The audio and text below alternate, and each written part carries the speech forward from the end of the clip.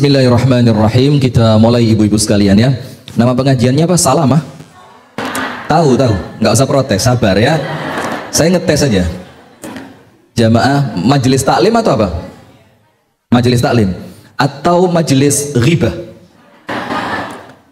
Udah tahu Lesti Kejora tahu?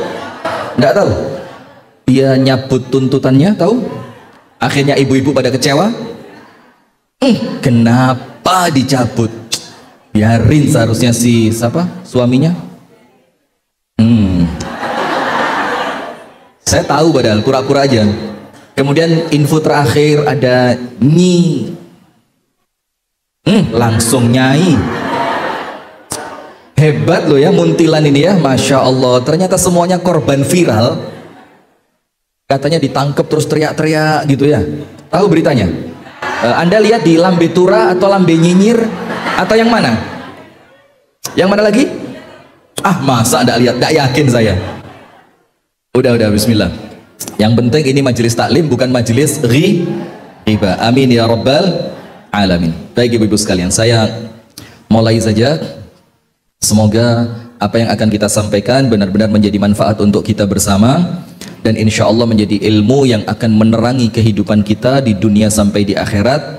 Dan mudah-mudahan duduknya kita di majelis ini, berangkatnya ibu-ibu dari rumah sampai nanti kembali ke rumah, oleh Allah dijadikan pahala yang diberi ganjaran besar kelak di hari kiamat. Amin ya rabbal alamin.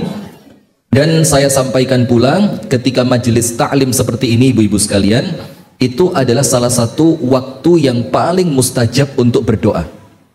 Waktu yang paling bagus untuk memohon ampunan kepada Allah. Waktu yang paling pas untuk minta dikasihani dan dirahmati oleh Allah. Maka sekarang ibu-ibu sekalian mulai pikir, saya mau doa apa ya? Saya mau minta diampuni dari dosa saya yang mana ya? Jadi yang mana itu bukan gara-gara tidak punya dosa, tapi saking akeh gitu loh ya. Kemudian saya pengen dirahmati dalam bentuk apa ya? Itu panjenengan jangan lupa terus. Dan doa itu kan gak harus disebutkan. Diangen-angen, ya Allah anakku yang sekolah ya Allah mudahkan urusannya, ya Allah suamiku ya Allah mudahkan dia mendapatkan tambahan istri untuknya, ya Allah. Kenapa? Jangan? Tambah rezeki, maaf salah ngomong tadi, itu maksud saya itu kan tambah rezeki ya. Rezeki itu kan gak mesti uang, istri itu juga bentuk rezeki. Amin ya rabbal. Wes kok jadi ngelantur ya. Baik, kita mulai hadirin sekalian. Bismillahirrahmanirrahim. Assalamualaikum warahmatullahi wabarakatuh.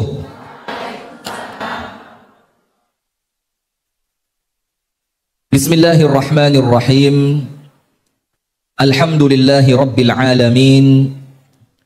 Wa sallallahu wa sallama ala asyrafil anbiya'i wal mursalin. Nabiyyina wa maulana Muhammadin wa ala alihi wa sahbihi ajma'in. A'udzu billahi minasy syaithanir rajim.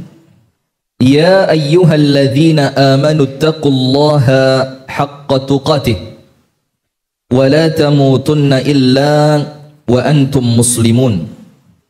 Allahumma anta rabbi لا إله إلا أنت خلقتني وأنا عبدك وأنا على عهدك ووعدك ما استطعت أعوذ بك من شر ما صنعت أبوء لك بنعمتك علي وأبوء بذنبي فاغفر لي فإنه لا يغفر الذنوب إلا أنت. أصبحنا على فطرة الإسلام وعلى كلمة الإخلاص وعلى دين نبينا محمد صلى الله عليه وسلم وعلى ملة أبينا إبراهيم حنيفا مسلما وما كان من المشركين أما بعد. اللهم إنا نسألك علما نافعا. Ya Allah, kami memohon kepadamu, berikanlah kepada kami ilmu yang bermanfaat. Ibu-ibu tahu enggak salah satu makna ilmu yang manfaat itu apa? Apa Bu? Salah satu dari pengertian ilmu yang manfaat? Coba yang bisa jawab saya kasih hadiah umroh. Dengan syarat bagi yang mampu. Ayo bismillah. Ayo, apa ciri ilmu yang jadi malas jawab ya? Males, tak kira umroh tenan. Monggo silakan Ibu. Jazakumullah khair. Masya Allah, ketahuan loh ustazah ini nampaknya ini. Nyamar jadi murid saja ya. Nomor satu, ilmu yang manfaat itu adalah ilmu yang membuahkan amal. Betul apa enggak? Jadi percuma punya ilmu tentang tata cara sholat khusyuk, tapi tidak pernah sholat. Dia ngerti keutamaan sedekah, tapi dia tidak pernah bersedekah. Dia ngerti keutamaan membahagiakan suami, tapi dia nolak keinginan suami. Paham? Berarti ilmunya manfaat apa enggak? Nah, pinter saja nih. Nah, tapi yang saya maksudkan ibu-ibu yang dirahmati oleh Allah, ilmu manfaat yang kami maksudkan di sini disebutkan oleh sebagian di antara ulama termasuk Syekh Muhammad bin Saleh Al-Utsaimin, itu ilmunya itu apa? Yurithu al-hudu. Hudu itu tenang, ndak bikin orang lain panik, ndak bikin orang itu merasa galau, risau, jadi urusannya mali ruwet. Itu ciri ilmu yang manfaat. Orang-orang itu ketika menyampaikan ilmu dan ilmunya manfaat, maka ketika diterima oleh jamaah, maka ilmu itu kroso adem juruni ati. Dan kemudian ketika dia pulang, dia di rumah tidak bikin masalah. Kita kasih contoh. Ada salah satu ciri ilmu yang panas. Itu apa? Ngaji. Dengan niat tulus kepingin mencari ilmu. Setelah pulang di rumah jadi kacau. Ini gak oleh. Ini neraka. Ini jilbab kayak ini karuan buntele lemper. Masya Allah. Jadi ketika dia pulang ternyata ilmu yang dia bawa tidak bikin tenang tapi bikin gaduh, ngerti? Jadi gaduh itu kan yang ada lontongnya, ada sayurnya, disiram kuah. Ya semacam itulah gaduh-gaduh. Nah, maka ibu-ibu sekalian, kalau kita pengen lihat apakah ilmu kita itu manfaat atau tidak, salah satu cirinya apa? Orang di sekitar kita itu merasa tenang dengan ilmu yang kita miliki, ilmu yang kita amalkan, dan ilmu yang kita sampaikan. Nah, itu sekarang yang penting, Bu. Karena sekarang banyak orang berilmu tapi bikin gaduh. Videonya dipotong, disebar ke sana, provokasi sini, ngerusak masjid sana, ngerusak majelis taklim sebelah sini. Nah, itu artinya ilmu mereka bukanlah ilmu yang manfaat.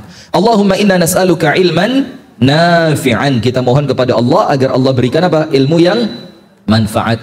Wa rizqan thayyiba. Kita minta kepada Allah agar rezeki yang Allah berikan kepada kita itu rezeki yang thayyiban. Thayyiban itu nomor satu yang pasti halal. Rezekinya apa? Halal. Nomor dua, berkah. Apa arti rezeki yang berkah? Rezekinya itu bermanfaat untuk kehidupan setelah kematian. Itu namanya berkah. Jadi punya duit bukan hanya untuk pamer. Pamer jalan-jalan ke Kuala Lumpur, kualanya hilang tinggal lumpurnya. Dia kemudian pamer pakai gelang besar padahal imitasi. Iya enggak? Dia pamer apa lagi? Jangan nyindir. Pamer mobil, pamer rumah. Ibu-ibu tahu enggak? Ada seorang perempuan itu ngundang makan temennya ke rumah dia hanya untuk pamer kulkas baru. Nggak percaya? Oh, pelakunya di sini kok. Itu dia ngundang temennya makan. Mbak, Meneawan nganggur gak? Iya mbak, nganggur. Bojoku ya pas gak enek. Gelem gak tak undang mangan nang omahku? Oh iya. Mau diundang makan, diundang 2, 3, 4, 5 orang. Ternyata pura-pura caos kari. Tolong cukup mbak, sing iku lho mbak, sing gawe wedi kok, sing kelireng lawange ana loro. Aja sing sebelah kiri lho ya, iku freezer, sing sebelah kanan mbak, iku sing kulkas. Di sini ada model begitu.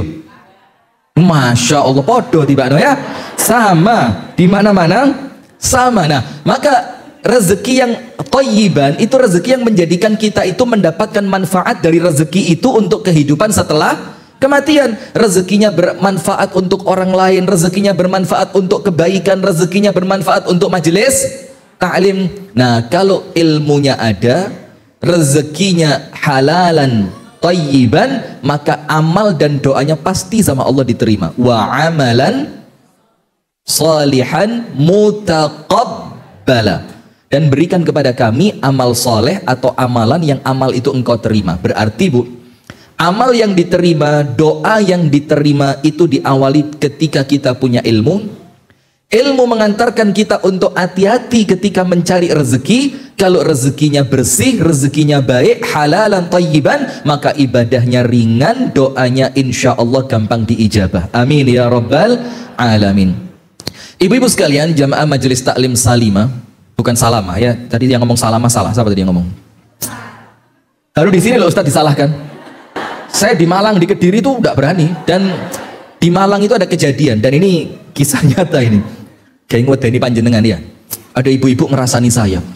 Barusan keluar ngaji gitu, tangga masjidnya itu kecil gitu, cuma 3, pendek ini. Itu jatuh bu, kakinya patah. Itu kualat sama Ustadz. Tapi saya lihat masjid ini tadi, ternyata tangganya tinggi-tinggi. Jadi bukan cuma kaki, kira-kira leher mungkin kalau di sini ya. Mudah-mudahan semua sama Allah diberikan keselamatan. Amin ya rabbal alamin. Kuyon ya. Sudah ibu-ibu sekalian, jamaah majelis taklim Salimah dan pemirsa Madani TV dimanapun Anda berada. Jadi ibu-ibu supaya tahu, setiap kajian kami itu ditayangkan secara live melalui televisi satelit, yaitu televisi Madani atau Madani TV. Dan insya Allah Madani TV ini akan senantiasa mengantarkan rumah tangga kita menjadi baik, mengantarkan keluarga kita baik, anak-anak kita baik, dan insya Allah ibadah kita juga baik. Jadi kalau panjenengan bisa di rumah cari channel Madani TV, pasang, insya Allah bermanfaat.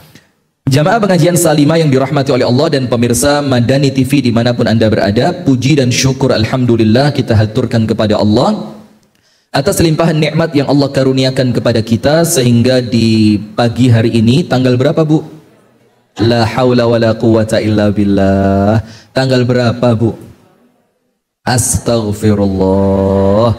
Tanggal berapa bu? Coba ayo, ketua majelis taklimnya mana?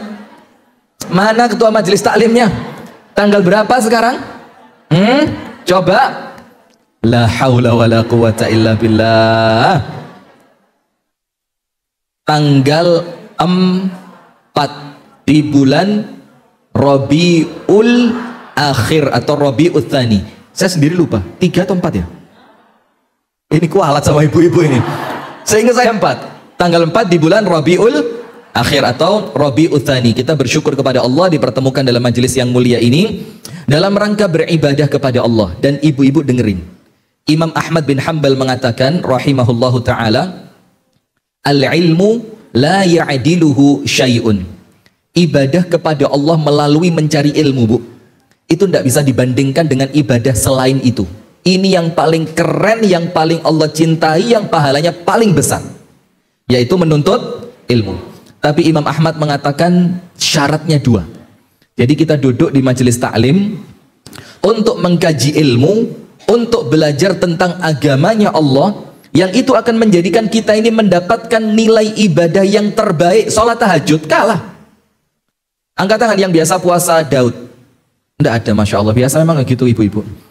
Daud tidak ada. Naik dikit Senin Kemis. Tidak ada, Masya Allah. Naik lagi dikit Ayamul Bid. Tidak ada juga. Jangan riak, jangan riak. Ayo sombong. Percuma lekmu poso, pamer. Oh ditanya ya. Yo jangan dijawab dong. Sudah. Ibu-ibu sekalian, puasa kalah. Puasa kalah. Bahkan maaf, jihad fisabilillah pun untuk sebagian orang Allah firmankan apa? Jangan semuanya berangkat jihad, tapi yang sebagian carilah ilmu, supaya ketika nanti mereka pulang ke kampungnya, mereka bisa memberikan pelajaran yang baik kepada umatnya. Nah maka Imam Syafi'i itu lebih milih nulis ilmu dibandingkan sholat tahajud. Jadi kalau malam-malam gitu, Imam Syafi'i ternyata tidak pengen tidur, tidak terlalu ngantuk, maka Imam Syafi'i lebih senang menelaah ilmu. Nanti hasil penelitiannya ditulis, dibukukan. Kemudian ada orang yang tanya, wahai Imam, sholat tahajud itu kan ibadahnya orang-orang pilihan. Kenapa engkau lebih memilih berkutat dengan ilmu yang engkau tulis, sementara engkau melupakan tahajud kepada Allah? Apa kata Imam Syafi'i? Ilmu untukku dan untuk orang lain. Ilmu itu manfaatnya untukku manfaat. Aku ngerti bagaimana beribadah kepada Allah dengan benar. Dan bukan cuma untukku, ilmu ini juga bermanfaat untuk orang lain ketika mereka membacanya. Sementara sholat tahajud hanya untuk siapa? Untukku, untuk diri sendiri. Maka dengan itu aku lebih memilih yang manfaatnya lebih luas. Kenapa? Khairun nas, majelis taklim Salimah. Khairun nas anfa'uhum linnas. Orang yang terbaik itu yang paling banyak apanya, Bu? Manfaatnya. Makanya sama Imam Syafi'i dikejar. Sekarang kita kembali. Ilmu itu tidak bisa dibandingkan dengan apapun. Syaratnya dua. Nomor satu, idza soluhatin niyah. Kalau niatnya benar. Nomor satu, apabila niatannya benar. Saya mau tanya, apa sih niatan yang benar ketika mencari ilmu itu? Ya lillahi ta'ala, ya anak PAUD ya ngerti.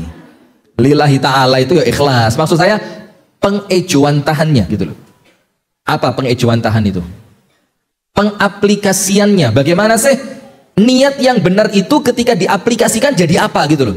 Begini, Bu, ayatnya, wa ma khalaqtul jinna wal insa illa liya'budun, dalam surah An-Nas ya. Az-Zariyat. Lu katanya yang di podcast sana An-Nas. Tahu yang itu loh. Jangan nyebut nama. Kok saya kalau pengajian ibu-ibu mesti dijak gosip terus, astagfirullah. Oh tanya.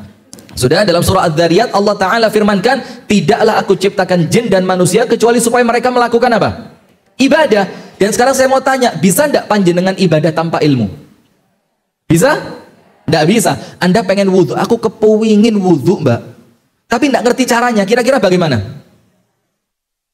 Maka ada cerita Umar radhiyallahu taala anhu, Sayyiduna Umar, dan Amr radhiyallahu taala anhu, Sayyiduna, itu keduanya pernah safar bareng, terus malam-malam keduanya mandi basah bareng. Terus sabar, jangan ditanya kok iso bareng, ayo lapo ibu, loh jangan, ini sahabat Nabi ya. Kemudian karena mereka di tengah padang pasir tidak nemu air buat mandi, sementara mereka harus sholat subuh. Anda tahu yang dilakukan Amr apa? Gulung-gulung kayak kucing, bum bum bum bum bum bum. Rambutnya disiram pakai pasir. Terus Umar ketawa. Apa kata Umar? Ngapain kamu? Kata Amr, kalau hadas kecil tayamum cukup. Ini mimpi hadatnya hadat apa? Hadat besar, maka tayamumnya harus besar. Bagaimana tayamum besar? Gulung-gulung di padang pasir. Sementara Umar itu tidak sholat subuh sampai nemu air. Dan panjenengan tahu kapan nemu airnya? Menjelang adzan zuhur. Sampai di kota Madinah, sama Umar dilaporkan kepada Rasulullah, ya Rasulullah, Amr gulung-gulung kayak kucing. Terus Amr bilang, Umar tidak sholat subuh sampai menjelang zuhur karena nunggu apa? Air. Apa kata Rasulullah? Yakfikuma at-tayammum. Kalian berdua tidak perlu seperti Amr, tidak perlu. Seperti Umar nunggu ketemu air juga tidak perlu. Kalau memang hadas besar dan ternyata tidak ketemu air, cukup tayamum biasa. Nah ini kalau tidak ngerti ilmunya ya seperti tadi akhirnya. Nah panjenengan kepingin wudhu, tidak ngerti ilmunya, itu shower dikeluarin, sak rukuh teles kabeh.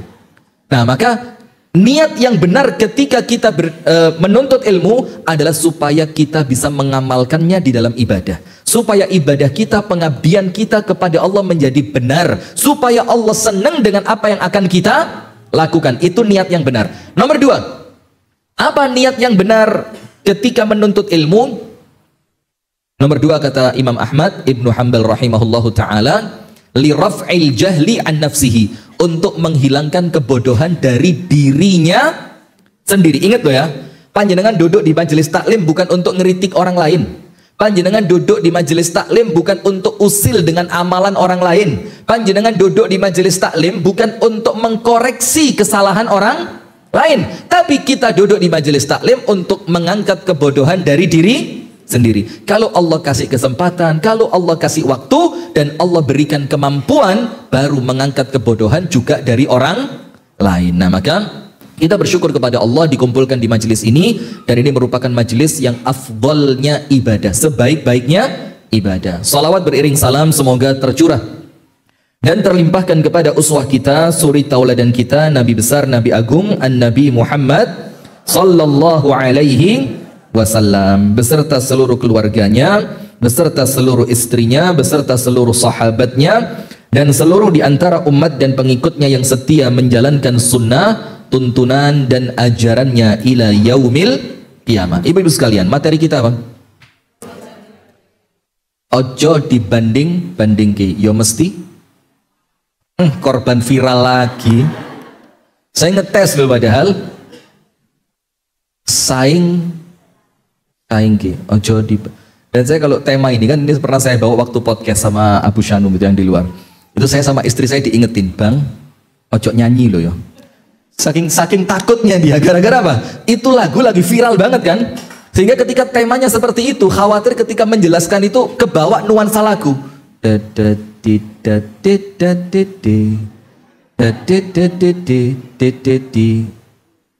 Apa lanjutannya?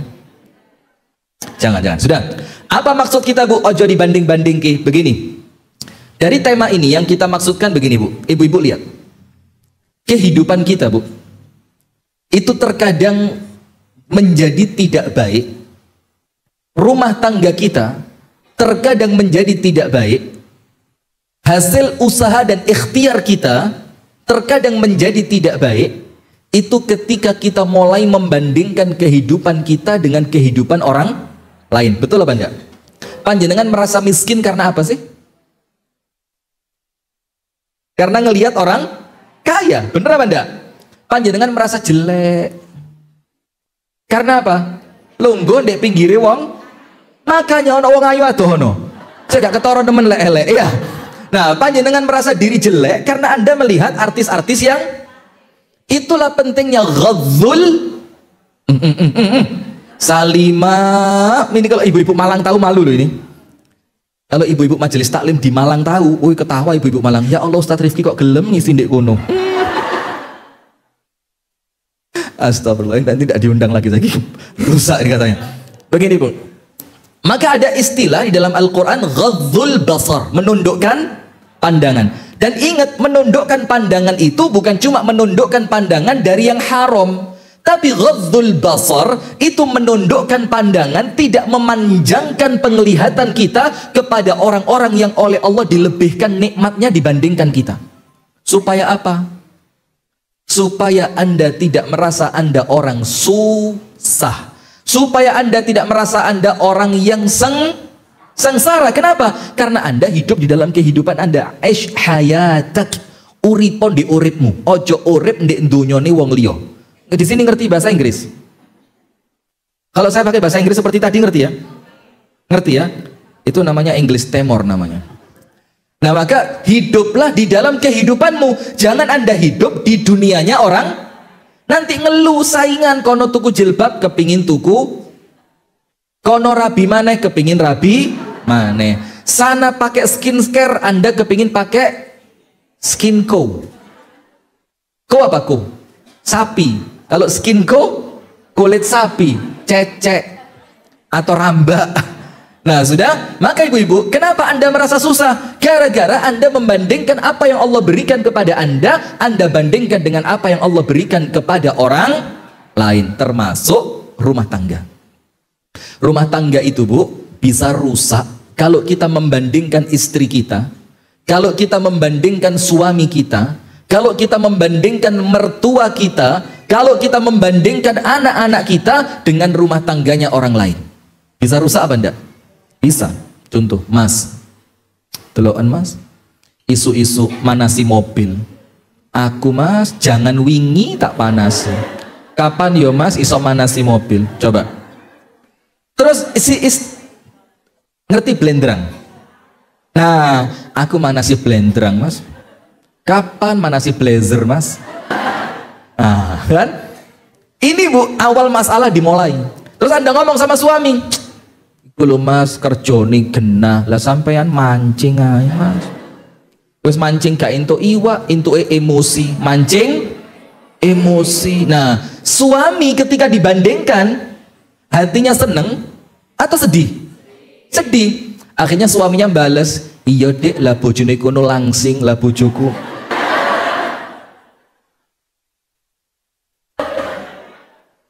Akhirnya balas-balesan, saling membandingkan. Ketika sudah mulai balas-balesan di dalam rumah tangga, maka urusannya apa? Pasti rusak. Karena rumah tangga itu seni untuk ngalah. Seni untuk apa? Ngalah. Seperti Abdullah bin Mas'ud mengatakan kepada istrinya begini, atau Abu Darda mengatakan sama istrinya begini, "In ana ghadhibtu faradhini." Kalau saya marah, kamu dem-demen aku. Jangan ikut-ikutan marah. Nanti sebaliknya, in anti ghadibti, kalau kamu yang marah, urdhiki, aku akan bikin kamu diem. Artinya aku akan bikin kamu seneng gitu loh. Jadi itulah rumah tangga Bu, bukan untuk membandingkan ini dengan itu. Nah termasuk membandingkan anak. Loh entahlah anak iko ben rapotan mesti loh nilainya api-api. Lah anak iki ini Pak niru bapak yang ini kilo malian. Coba niru aku ngono ya rotok pinter loh Pak. Aku biyen SD ku Pak 7 tahun mean. Loh sampai 9 tahun nih Pak. Artinya podo saja nih. Cuma apa? Cuma ada perbandingan aja. Nah maka ibu-ibu sekalian itu yang sekarang akan kita bahas. Jadi bagaimana sih kita itu bisa hidup di rumah tangga dengan baik tanpa kemudian kita mulai membandingkan rumah tangga kita dengan rumah tangga orang lain. Supaya apa? Wes apa yang Anda punya itu yang Anda nikmati. Apa yang Anda punya itu yang Anda nikmati. Sekarang yang pertama, Anda buka ibu-ibu sekalian pada surah Al-Baqarah ayat 237. Surat apa? Al-Baqarah ayat berapa? 237. Tidak ada yang nyatet ya? Bagus. Nyatet. Oh padahal kalau di zaman dulu Bu, zaman para salaf, nyatet itu ciri khas orang bodoh. Maka saya kalau jamaah tidak nyatet itu seneng saya, karena jamaahnya pinter-pinter gitu loh. Kenapa yang nyatet itu dibilang bodoh? Karena apalannya kurang, sehingga dia perlu mengikat itu dengan apa? Catatan.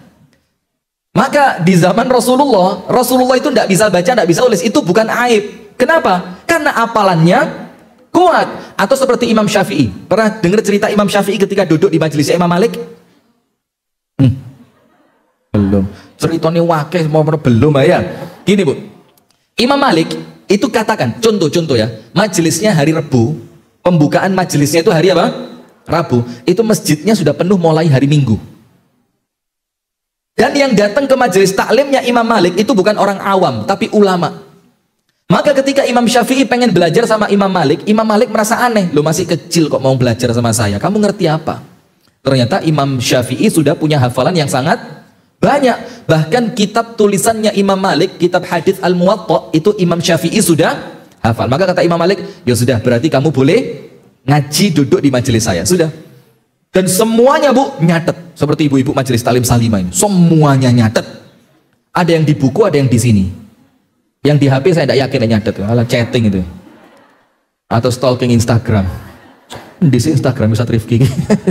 Boleh buka-buka postingannya gitu kan. Nah, sudah. Maka ketika semua sudah rapi siap ngaji, semua megang buku, megang pulpen, buku pulpen. Imam Malik ngomong tulis, Imam Malik ngomong tulis. Terus Imam Malik ini tidak sengaja pandangannya terarah kepada Imam Syafi'i. Imam Syafi'i nulisnya bagaimana? Begini Bu.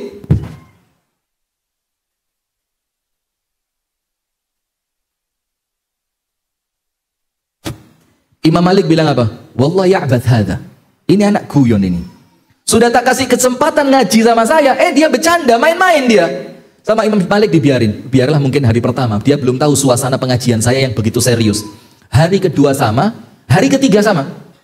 Sampai Imam Malik merasa, ini mendingan dikeluarin aja, diganti murid baru, lebih manfaat. Dipanggil, ya rajul, ta'al, sini. Terus Imam Syafi'i sama Imam Malik ditanya, ma fa'alta, kamu ngapain tadi? Dibilang, katabtu dars, saya nulis pelajaran. Terus Imam Malik tanya, kamu tulis di mana? Ini. Dan apa nih? Kamu nulis pakai apa? Ini. Tintanya. Terus Imam Malik ngerti, kan gak mungkin Bu orang nulis di telapak tangan, kan gak kelihatan. Sama Imam Malik, sudah, gini, saya percaya kamu nulis. Dipanggil juru tulisnya Imam Malik, katib, sini. Syafi'i, ini juru tulis saya. Semua yang saya ceritakan mulai 3 hari yang lalu tercatat sama dia. Coba sekarang kamu baca, dicocokkan dengan apa yang dicatat oleh juru tulis. Ternyata Bu, mulai hari pertama sampai hari ketiga semuanya lengkap, tidak ada yang luput dari hafalannya Imam Syafi'i. Sama persis seperti yang ada di juru tulis. Nah, maka saya anggap panjenengan ini Imam Syafi'i saja. Jadi nanti akhir dari pengajian kita akan tanya, yang tidak nulis-nulis tak takoni. Bu, tadi ayat berapa? Belum, ya saya iling saya isi tas. Nanti di akhir yang tidak nulis-nulis itu hati-hati ya. Sudah, dalam surah Al-Baqarah ayat berapa? 237, 73 loh. Saya tas saya kuali loh kan. Padahal nulis saya kuali. Sudah. 230 ayat itu Bu bercerita tentang apa? Bagaimana tuntunan syariat ketika seorang muslim itu Allah takdirkan bercerai. Iya enggak? Kalau cerai begini, kalau kamu cerai sebelum kamu gauli istrimu, kalau kamu cerai setelah kamu gauli istrimu, kalau kamu, itu semuanya tentang perceraian. Ternyata di akhir ayat setelah Allah cerita tentang perceraian, perpisahan, apa Allah firmankan di sana? Wala tansawul fadla bainakum. Janganlah kalian melupakan kebaikan di antara kalian yang pernah kalian rasakan. Jangan melupakan apa? Kebaikan. Sekarang saya mau tanya, sejelek-jeleknya suamimu, bukan fisik, akhlak, atau secara tanggung jawab, ada kebaikan yang pernah Anda rasakan nggak dari dia? Hah? Banyak. Sekarang sebaliknya, suami yang di kamera, yang di Madani TV nih, sebelah sini, suami, iya sampean betul, ya Anda. Yaitu yang duduk itu sambil pegang kopi di tangannya, kelihatan, saya dari sini kelihatan pegang kopi, terus sambil megang HP-nya taruh dulu, saya mau ngomong serius. Udah bagus, taruh. Sekarang saya dengerin, saya ngomong serius. Ibu bingung, Ustadz ngomong mbek sopo? Ini strategi komunikasi, Bu. Sudah? Apa? Istrimu sejelek-jeleknya dia, mungkin yang dulunya langsing sekarang mulai sehat. Jangan melang, sensitif, sehat. Yang dulunya begitu menarik sekarang mulai berubah. Yang dulunya begitu sehat, bergas, sekarang mulai lemah. Punya kebaikan gak dia atas apa yang telah kamu rasakan? Ada kan? Nah, maka Allah ingetin itu untuk poin yang pertama dalam pembahasan ojo di banding-bandingki. Untuk pemirsa Madani TV mungkin tidak ngerti artinya ojo dibanding-bandingki. Apa artinya ibu-ibu? Jangan dibanding-bandingkan. Nah, sekarang poin yang pertama, kalian wajib untuk mengakui bahwa pasanganku memiliki kebaikan yang telah aku rasakan, mau ataupun tidak, sadar ataupun tidak. Awal rumah tangga, seneng gak dulu? Malam pertama, honeymoon, ngerti honeymoon? Bulan madu, kemudian ketika sama suami dikasih surprise. Surprise-nya apa? Istri baru. Sama suami dikasih surprise, cincin. Dikasih surprise, ternyata suami pulang bawa mobil. Untuk siapa? Untuk istri pengajian. Loh, coba. Itu memori-memori baik itu, Bu. Apa kata Allah Ta'ala dalam Al-Quran? Wala tansawul fadla bainakum. Sing api-api dari suamimu, sing api-api dari istrimu, yang baik-baik dari pasanganmu. Apa Allah firmankan? Itu jangan dilupakan. Dan kebiasaan orang yang membandingkan, itu dia membandingkan dengan orang lain ketika yang masuk di pikirannya tentang pasangannya adalah keburukan. Bener apa enggak? Istrinya jam 7 pagi belum mandi. Dia lihat istrinya tetangga jam 7 pagi sudah rapi, wangi, mau berangkat kantor. Kok turun atus ya? Kono wis ayu, roke sakmene. Rambutnya mari di, bukan keramas siapa yang di salon itu yang kayak smoothing, rebonding di rumah sendiri bisa ngini toh. Smoothing, smoothing. Tolong spellingnya jangan malu-maluin ya. Nah, sudah. Ketika Anda membandingkan, Bu, mau tidak mau, pasti yang Anda lihat dari pasangan Anda baiknya atau buruknya. Sekarang saya mau tanya, jujur, jangan bohong, jujur. Ini masjid loh ya. Ini masjid. Dosa kecil saja, memang gitu, Bu. Memang sekarang ini gampang keringgingan. Iya. Apalagi kalau jamaah penuh gitu. Iya apa? Silo itu kayak aduh kemeng gitu. Apalagi geringgingan itu, Bu. Kalau dimajukan itu kan kaki kayak kewakut. Itu kalau dipegang dikit, Bu, kayak kesetrum. Betul ya? Orang bilang kurang minum air putih, saya minum air putih, pancet. Orang bilang kurang gerak, saya banyak gerak, pancet. Ini faktor nasib, ya. Disyukuri aja. Sudah. Saya mau tanya jujur, dosa kecil saja, Bu, dosa kecil. Kalau dilakukannya di masjid maka menjadi dosa besar. Apalagi bohong itu dosa besar. Kalau dilakukan di masjid, besarnya kuadrat, besar pangkat 2. Saya mau tanya jujur, ayo. Pernah bandingkan suami Anda dengan mantan pacar enggak? Weh, jangan ketawa, jawab. Jangan ketawa, jawab. Jujur, masjid. Anda, alhamdulillah kalau enggak. Jangan-jangan dulu enggak laku pacaran. Coba, ayo. Jangan angkat tangan wis. Tapi kan kroso kan. Iya. Coba biyen rabi mbek iko. Dadi kepala cabang saiki. Diinget bojoku. Aduh ya ini sik ngiler. Ya Allah. Coba. Maka ketika Anda membandingkan, Bu, Anda sedang lupa ayat ini. Anda lupa dulu bagaimana malam pertama begitu bahagianya. Anda lupa bagaimana dulu suami Anda begitu nampak seperti Arjuna.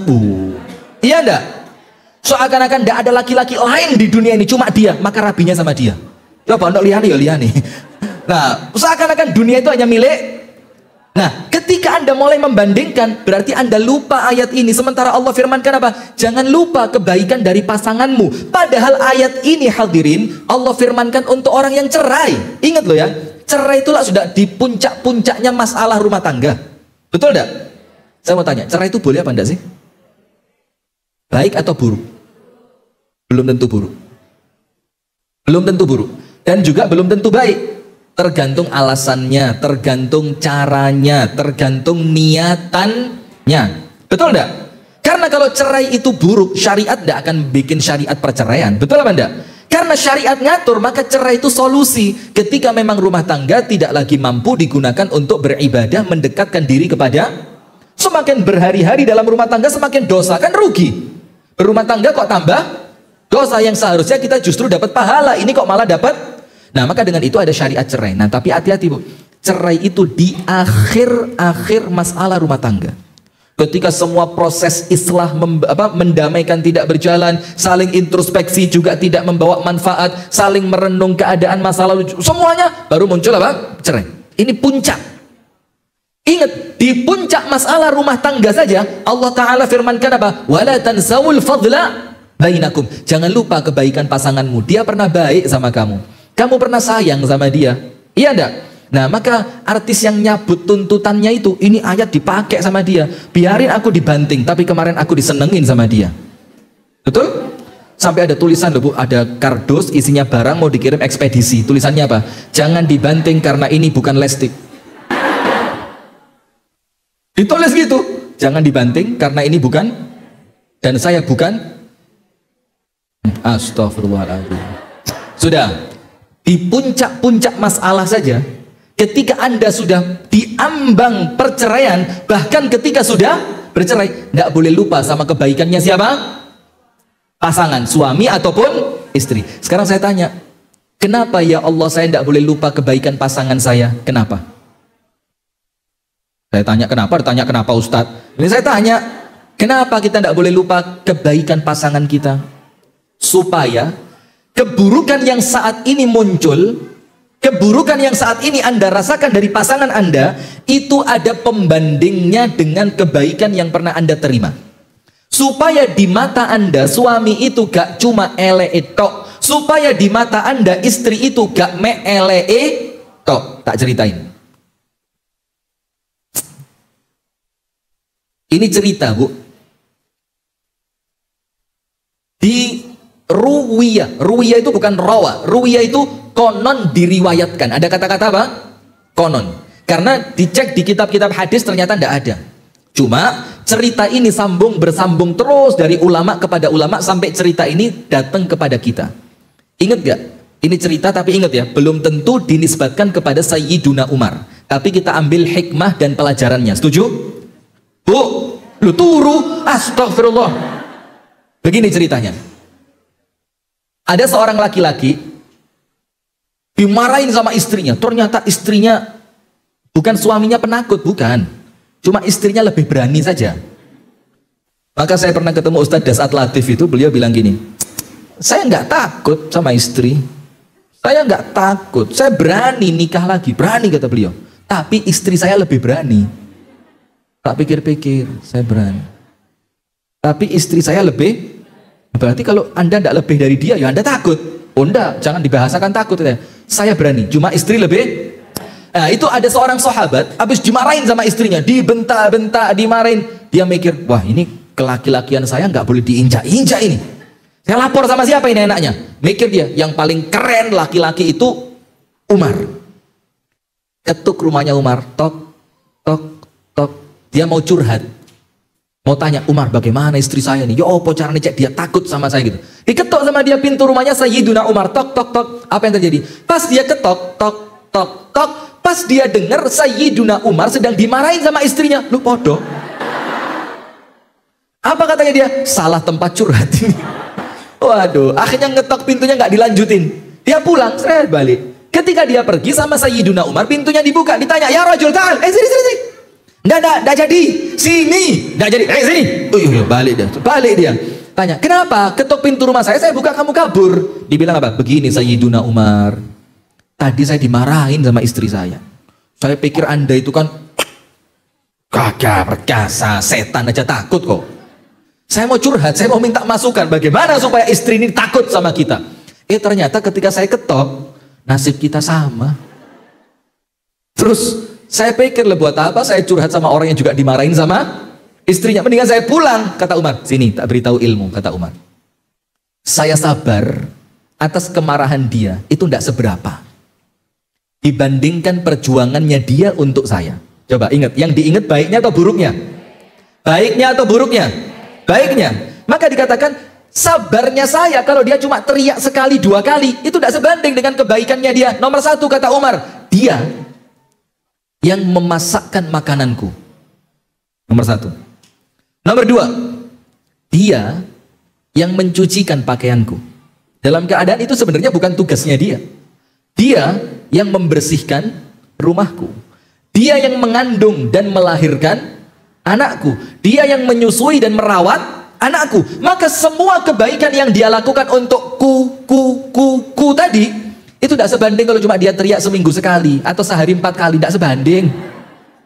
Ya, sehari 4 kali atau 5 kali ya sekali kayak sholat fardu ya.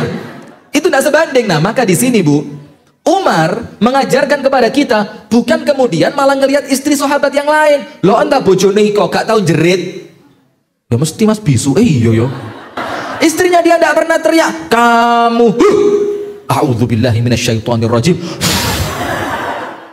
Coba istrinya dianggap apa? Setan. Nah, maka lihat Bu, maka poin pertama, ketika orang membanding-bandingkan kehidupannya, membanding-bandingkan pasangannya, anaknya, hartanya, maka saat itu dia sedang lupa kebaikan yang Allah berikan, tapi dia sedang mengingat keburukan. Padahal boleh tidak mengingat keburukan? Tidak boleh. Tidak boleh. Tulis. Nasihat Luqman Al-Hakim kepada putranya. Tulis. Loh, disuruh tulis guyu baru di sini loh. Perintahnya nulis, keluarnya ketawa. Anda ketawa apa batuk? Sudah tulis. 2. Nasihat Luqman Al-Hakim kepada putranya. Nomor 1. Ya bunayya udhkurithnain. Nah, ingat-ingatlah 2 perkara. Ya bunayya udhkurithnain. Ingatlah berapa? 2. Nasihat yang kedua, wansathnain, dan lupakan 2 perkara. Ingat 2, lupakan 2. Begini. Nomor 1, apa yang harus kamu ingat? Uzkurillah, ingat terus kepada Allah. Wadhkuril maut, dan ingat kematian. Wis, itu nasihat yang pertama. Ingatlah Allah dan ingat kematian. Terus apa yang harus kita lupakan? Wansa ithnain, dan lupakan 2 hal.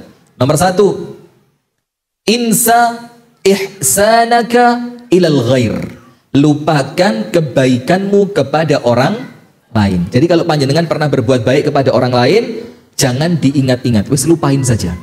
Cukup yang mengingatnya adalah Allah Subhanahu wa ta'ala. Hal jazaul ihsani illal ihsan. Bukankah Allah berfirman, kalau orang baik pasti dibalas dengan apa? Kebaikan. Gak perlu diingat untuk Anda. Memorinya dipakai mengingat yang lain saja ya. Apa yang dilupakan yang kedua? Ini yang sesuai dengan materi kita. Wansa, lupakan isa'atal ghairi ilaika. Lupakan keburukan orang lain terhadapmu. Lupakan apa?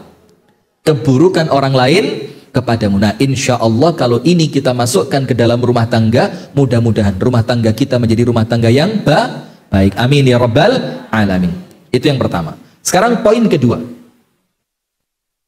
Ojo dibanding-bandingke. Nomor satu, ingat, jangan melupakan kebaikan pasanganmu. Karena sebelum munculnya masalah, dia pasangan yang telah banyak memberikan kebaikan kepadamu. Poin kedua, di dalam hadis An-Nabi SAW bersabda, la yafruku mu'minun mu'minatan in sakhita minha khuluqan radhiya minha akhar. Jangan sampai, kata Nabi Muhammad, seorang suami yang beriman membenci istrinya. Jangan.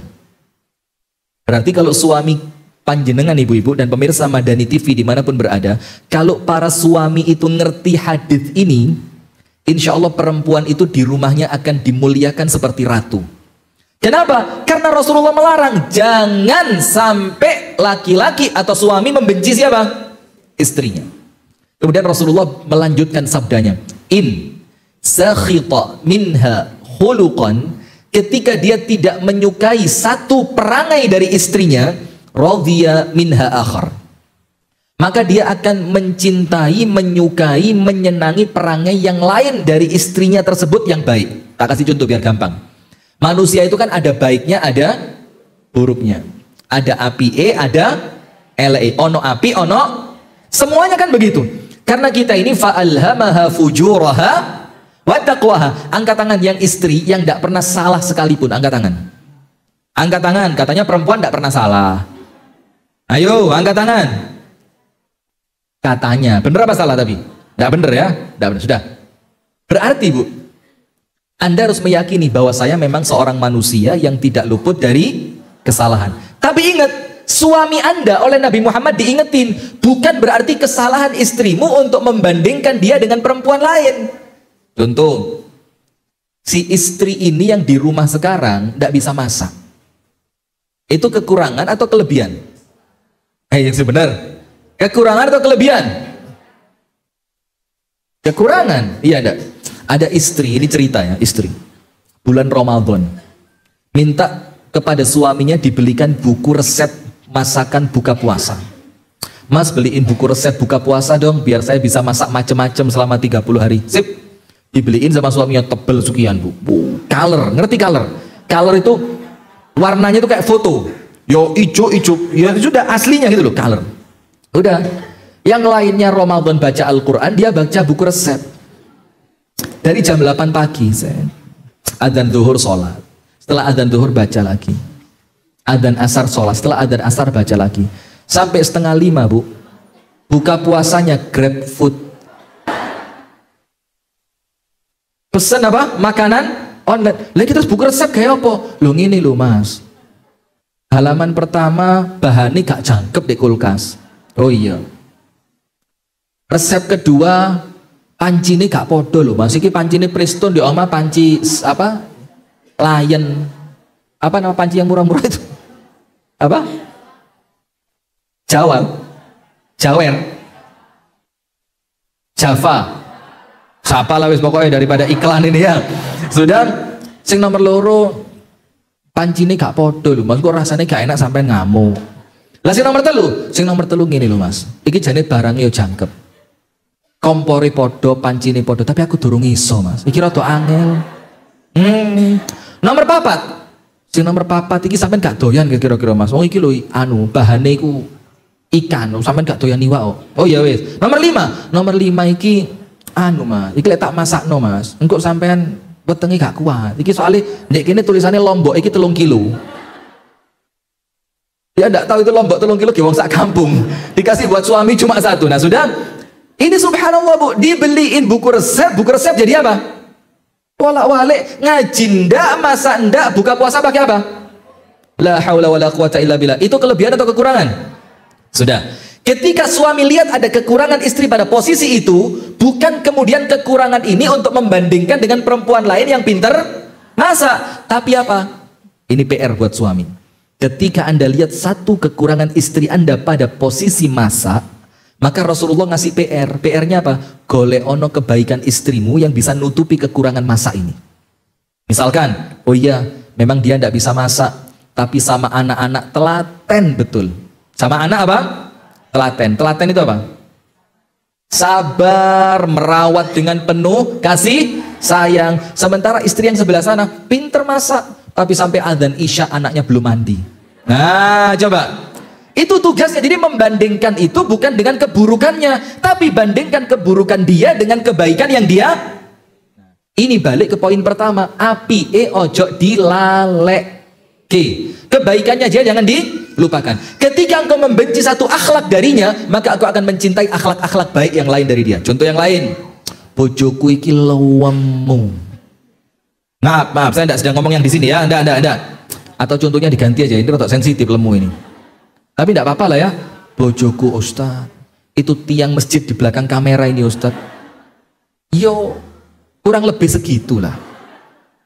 Itu kalau perempuan normal dijejer Ustaz, dapat perempuan normal 4, istri saya 1. Maka saya tidak akan nikah 4, si jil kayak papat rasanya. Ngerangkule wangel Ustaz, Masya Allah. Kalau duduk di kursi itu Ustaz, ya Allah saya jerone hati itu mir-mir Ustaz. Kenapa? Kursi itu sampai bunyi kriek. Saya takut lek roto anak wong gitu kan. Sudah, Anda lihat istri Anda ternyata apa? Gemuk. Kekurangan atau kelebihan? Betul, kelebihan berat badan, bagus. Lah secara fisik itu loh, maaf ya, ini nampaknya dalam tanda kutip ya, bukan untuk meremehkan, tapi dipandang masyarakat umum itu kekurangan atau kelebihan? Kekurangan, ya kan? Nah sekarang memang iya, anggap itu kekurangan. Sekarang Anda cek, dari kekurangan itu, kelebihan apa yang istriku punya yang bisa nutup kekurangan tadi? Oh walaupun gemuk, tapi kalau masak, mantap, enak. Sampai saya makan itu sampai emosi saya. Maka apa Bu? Kekurangannya dia dibandingkan dengan apanya?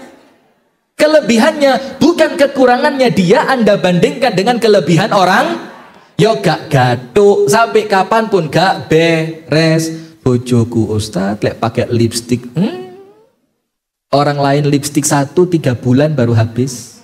Istri saya Ustaz sekali pakai habis. Lo kenapa? Lawang lipstik udah dipangan Ustaz.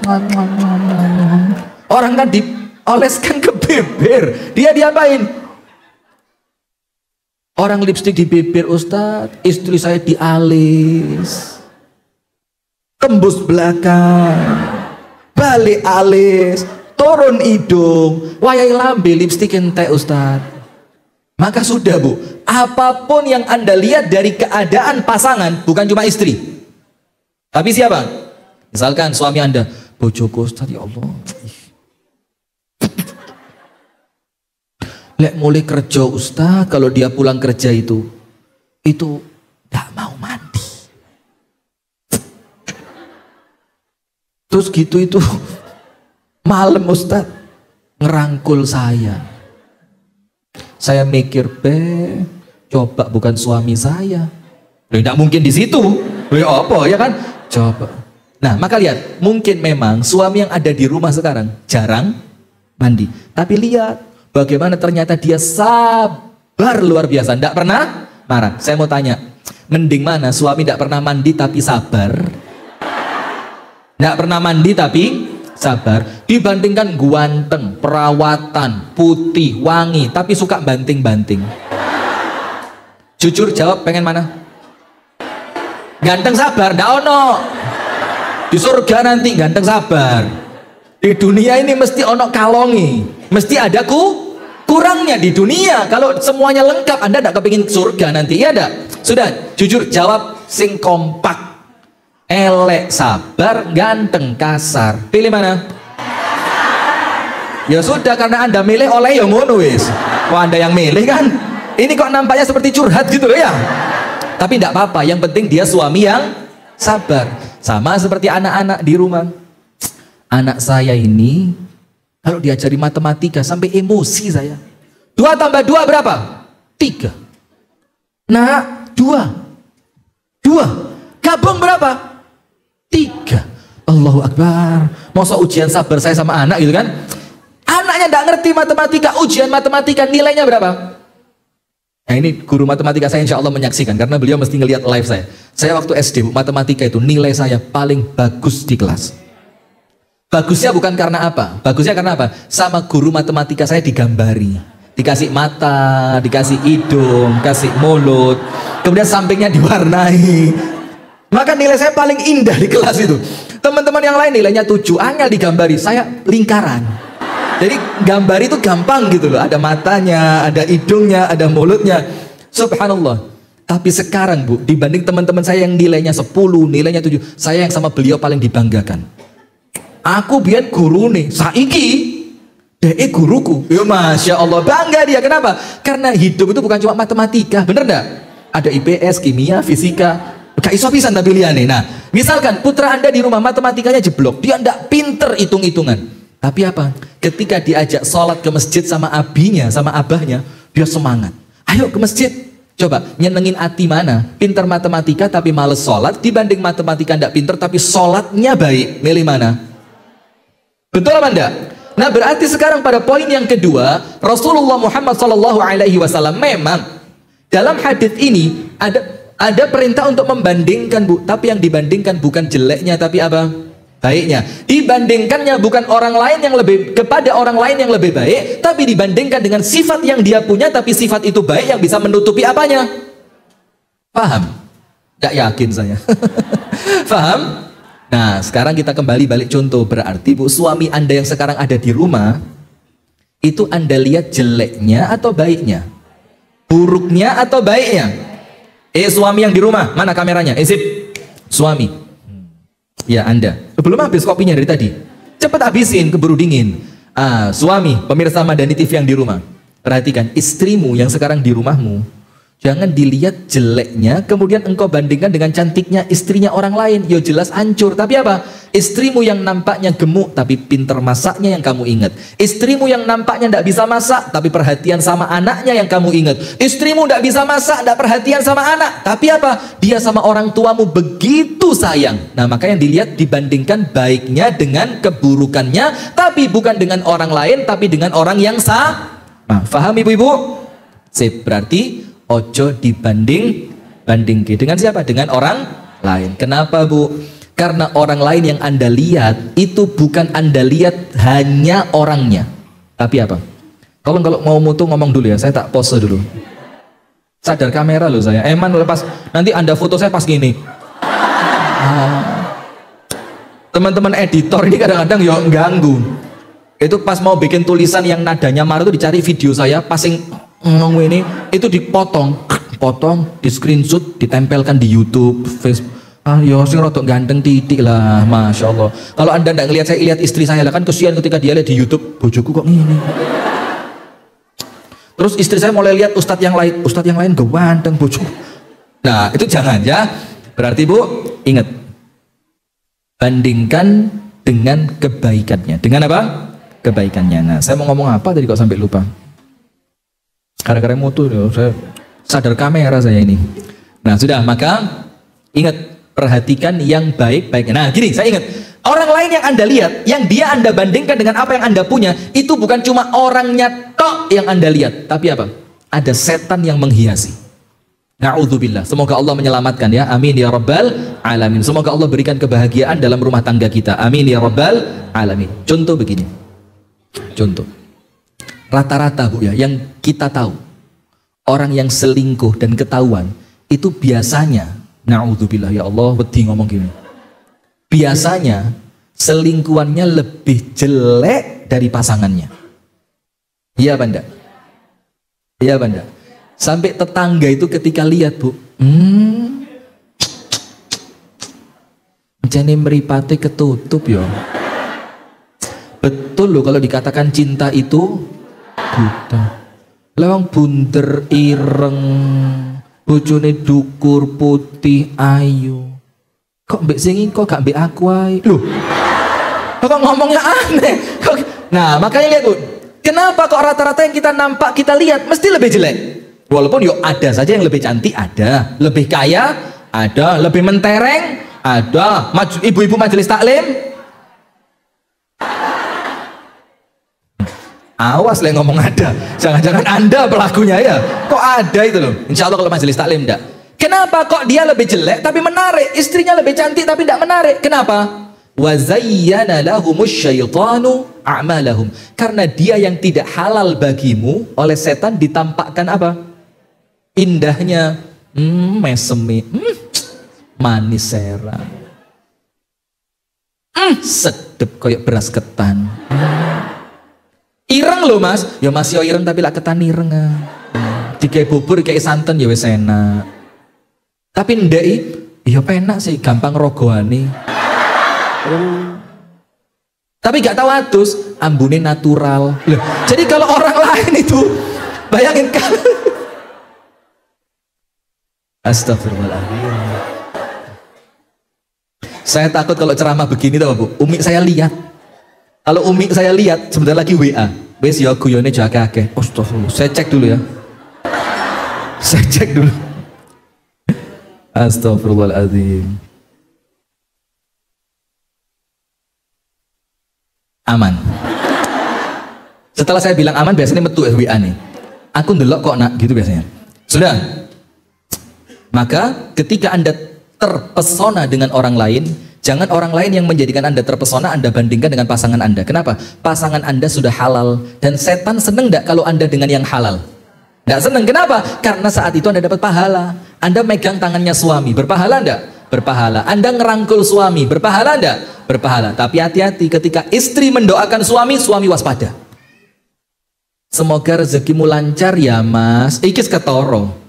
Kalau istri mendoakan semoga rezekimu lancar ya mas, itu berarti dia habis pesan barang itu. Besok ketika COD-annya datang, doaku sudah dikabulkan apa belum mas? Oh, berarti doa rezeki lancar itu karena kamu pesan barang. Ya iya dong. Aduh terus. Nah maka kenapa dia nampak cantik? Karena dihiasi siapa? Nah sementara setan itu ketika Anda berdosa, dia seneng apa enggak? Berarti dia akan berikhtiar supaya Anda dosa, maka orang lain sama setan ditampakkan apanya? Nah berarti eman kalau Anda bandingkan pasangan Anda dengan orang yang tidak halal untuk Anda. Kenapa? Karena yang tidak halal tariani setan, sementara yang halal nari Anda untuk masuk syurga. Setuju? Sekarang terakhir, penutup. Nggak tahu saya sampai jam berapa di sini, tapi penutup aja lah mas ya. Karena biasa saya penutupnya 2,5 jam, 3 jam gitu. Ya Allah. Begini. Poin ketiga. Anda buka dalam surah An-Nahl ayat 71. Surat apa? An-Nahl ayat 71. Dan banyak ayat-ayat serupa seperti ini di dalam Al-Quran. Banyak ayat yang serupa. Yang intinya Allah menunjukkan kepada kita semua memang perbandingan itu ada. Perbandingan itu ada. Contoh, surga itu derajatnya sama atau tidak? Sama atau tidak? Tidak sama. Ada surga Firdaus, surga Aden, surga Naim, macam-macam kan? Sesuai amalan dan ibadahnya masing-masing. Begitu pula neraka. Neraka sama apa enggak? Tidak sama. Ada yang seperti azabnya seperti Abu Thalib yang cuma diletakkan apa? Bara api di jempol kakinya dan yang mendidih apa? Kepalanya, otaknya. Ada yang diazab keras, ada yang azabnya memotong lidahnya. Ini ibu-ibu yang biasa wiritan. Oh ghibah, yang biasa ghibah. Iku lho mbak delok. Gelek majelis taklim. Tapi mbak anaknya gak keurus. Catatan majelis taklim iku mbak sak buku kebek.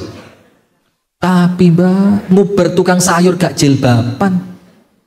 Ada lagi yang lain. Delok entala mbak ketoke jilbabe gede. Tapi mbak awake yo gede. Nah, sudah. Itu tuh nanti azabnya boleh jadi apa? Lidahnya di. Nah, sebelum nanti di akhirat, sekarang dicoba dulu ya apa sih rasanya? Loh supaya apa? Supaya Anda kerosok, oh tiba no azabnya berat, berarti saya harus menghentikan perbuatan ini, paham enggak? Nah sekarang poin ketiga, Allah menunjukkan kepada kita bahwa perbandingan itu memang ada. Tapi ingat, ada caranya. Bagaimana Bu cara membandingkan hidup kita dengan hidup orang lain? Bagaimana caranya? Jawab. Ini lagi, kemarin 2 hari atau 3 hari yang lalu saya dikritik sama abi saya. Kon niku lek ceramah ojo kakean nakoni jamaah. Golek jamaah gak iso isin mali gak gelem ngaji maneh. Betul juga ya. Sementara akeh-akeh jamaah gak iso jawab. Tapi saya bilang, kan Nabi Muhammad itu salah satu cara mengajarkan kepada sahabatnya itu dengan pertanyaan. Karena orang itu kalau ditanya, dia lebih apa? Lebih konsentrasi. Oh iya apa ya gitu loh. Misalkan gini, bagaimana cara membandingkan dalam Islam? Anda langsung mikir, bagaimana ya? Sehingga ketika nanti saya jawab, Anda akan, oh ternyata begitu. Sehingga lebih apa? Lebih nyantol di dalam pikiran. Tapi lek kakean ya kesian jamaahnya kan. Wah, aku ngaji kok ustadz kono kok takon terus lagi ustadz aku apa sampean. Nanti jamaah bingung sing terima amplop jadi ya sopo. Astagfirullah. Sudah. Sekarang Bu, insya Allah panjenengan semuanya tahu Bu. Rasulullah itu memerintahkan kita kalau ngelihat untuk membandingkan hidup kita, ngelihat orang yang di atas kita atau yang di bawah kita. Nah, kan tahu semua kan? Nah, itulah cara membandingkan. Cara membandingkan supaya hidup kita ini tenang. Oh, alhamdulillah mek koyok ngene tok. Lu wong iko lu luweh parah. Keluarga yang sebelah sana lu Masya Allah sampai anaknya sekolah itu tasnya ndak ganti mulai SD sampai SMA. Anak saya walaupun seperti ini tapi alhamdulillah rezekinya lain. Nah, itu cara membandingkan. Maka Nabi SAW bersabda, unzuru ila man huwa asfala minkum. Kalau mau membandingkan, lihatlah orang yang kehidupannya ada di bawahmu. Misalkan Anda suaminya kasar, alhamdulillah punya suami. Tetangga saya suaminya meninggal corona. Ada nggak begitu? Misalkan Anda punya anak, tapi anaknya ini ngabis-ngabisin duit, jajan cilok gak mari-mari, sampai bakule dituku. Wes mas sampai gak samole gak ide gini. Seakan-akan punya anak itu ngentek-ngentek no bondo menghabiskan uang, tapi Anda mikir, tapi yo alhamdulillah wong duit yo ono, uangnya ada. Tetangga saya sampai ke luar negeri dia pengen punya anak. Bagaimana keluar negeri? Terapi, pengobatan, bahkan mohon maaf ya sampai terakhir ada yang bayi tabung. Kalau di Jawa kan ada istilah mancing anak. Ya apa? Ya apa? Mancing anak itu ya apa?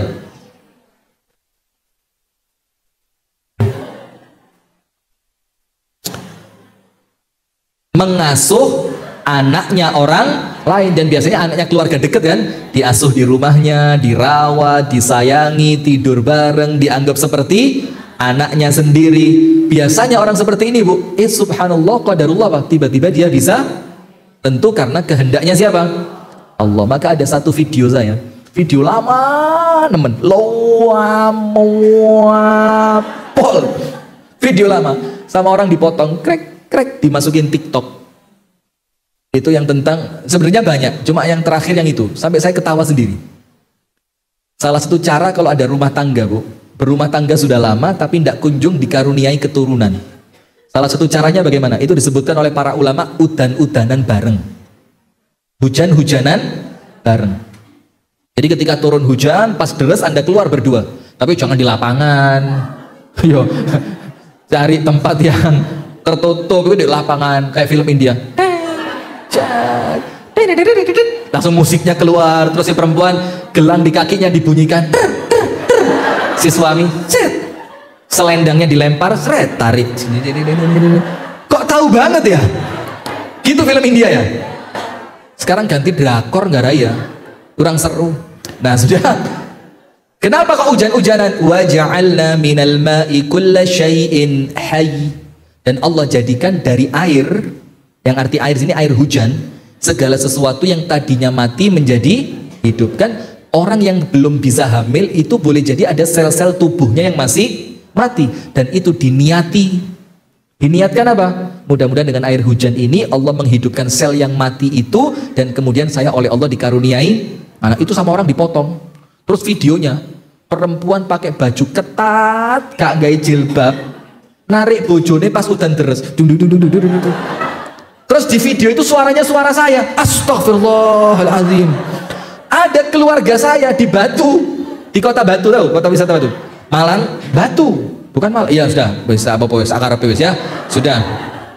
Itu ngirimi videonya ke saya. Nak, ini Budi saya. Nak, kok gak pantes yo videomu koyok ngene. Saya jelasin ini gak mungkin ngerti, ya wis sepuh. Gak dijelasin nanti dikira saya yang bikin video. Saya jelasin, Mi, itu suaranya kok yang suaranya Rifki. Tapi videonya orang lain yang nempelin. Lah ojo oleh, loh. Ojo oleh. Nah, saya nyarinya kemana? Nah itu, maka saya ingatkan sekali lagi ya, buat teman-teman yang mau motong-motong video, tolong videonya yang pas gitu loh. Seperti video yang lu, ciri-ciri perempuan penghuni surga yang senantiasa nempel dengan suaminya. Suami masuk kamar mandi, kakinya ditarik. Suami mau berangkat kantor, dia nimprung di atas mobilnya. Suaminya datang moro-moro gendong buri. Ya ndak gitu juga. Astagfirullah. Sudah, tapi mudah-mudahan difahami dengan baik. Amin. Sudah. Maka ibu-ibu sekalian, Allah ajarkan kepada kita ketika kita ingin membandingkan melalui Nabi Muhammad, kalau mau membandingkan supaya hidupmu tenang, itu dibandingkan dengan orang yang secara duniawi di mana? Di bawah. Supaya apa kata Rasulullah? Supaya kamu lebih gampang bersyukur. Supaya lebih gampang apa?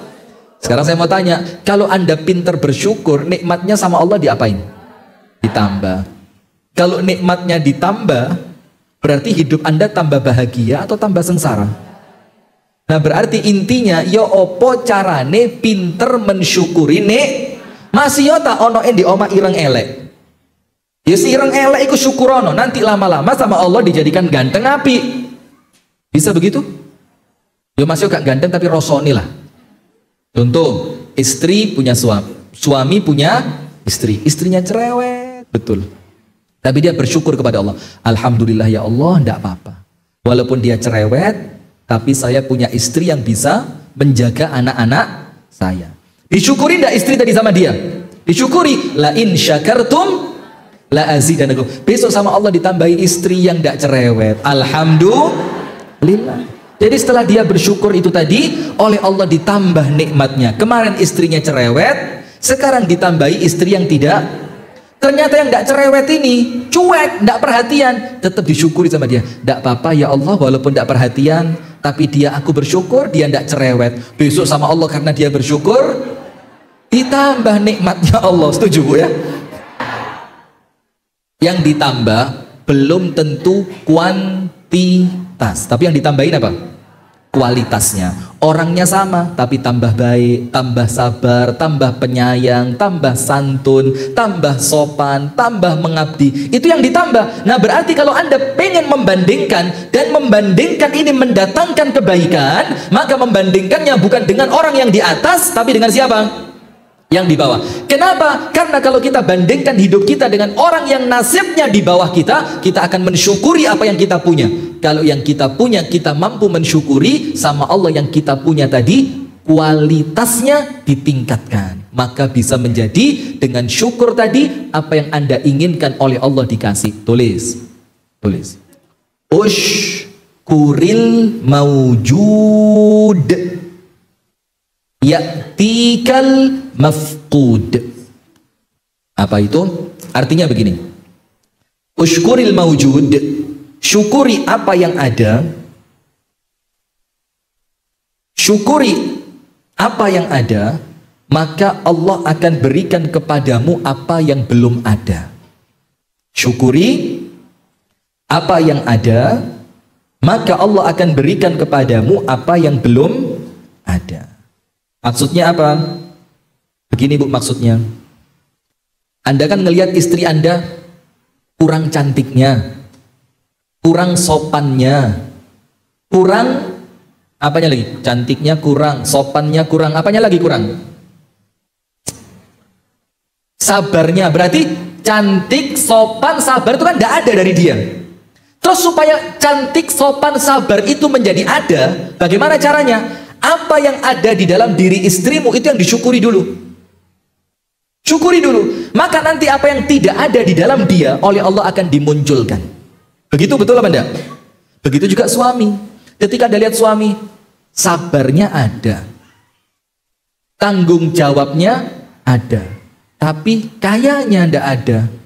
Dia enggak kaya. Saya kan ya kepingin seperti perempuan yang lain, diajak jalan-jalan ke Paris, shopping di Paris, beli tas Hermes segala macam. Apa? Hermes kan tas yang branded itu. Oh, Hermes. Kalau Herpes apa? Oh, saya kira Herpes. Yang tas branded itu loh. Bukan Herpes ya? Saya tahu, istri saya punya banyak.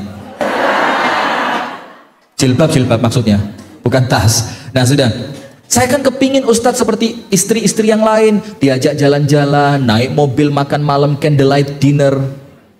Ngerti? Muntilan ngerti? Candlelight dinner ngerti? Apa sih candlelight dinner itu? Makan malam? Belum. Oh, kurang lengkap. Sini. Candlelight, nah makan malam dengan cahaya lilin. Yes. Suasananya romantis, ada suara jangkrik, krik, krik. Makanannya pecel. Candlelight dinner, nuansa romantis, rumah makan mahal, lah kok pesen nih? Ngerusak suasana. Makanan itu ya steak, kentang, ada makanan pembuka, penutup, appetizer, ngerti? Saya kalau ceramah di tempat-tempat seperti ini kadang-kadang susah menyesuaikan apa lifestyle-nya itu. Jadi ngasih contoh itu rotok susah saya. Maaf loh ya, maaf. Ada makanan pembuka podeng tahu?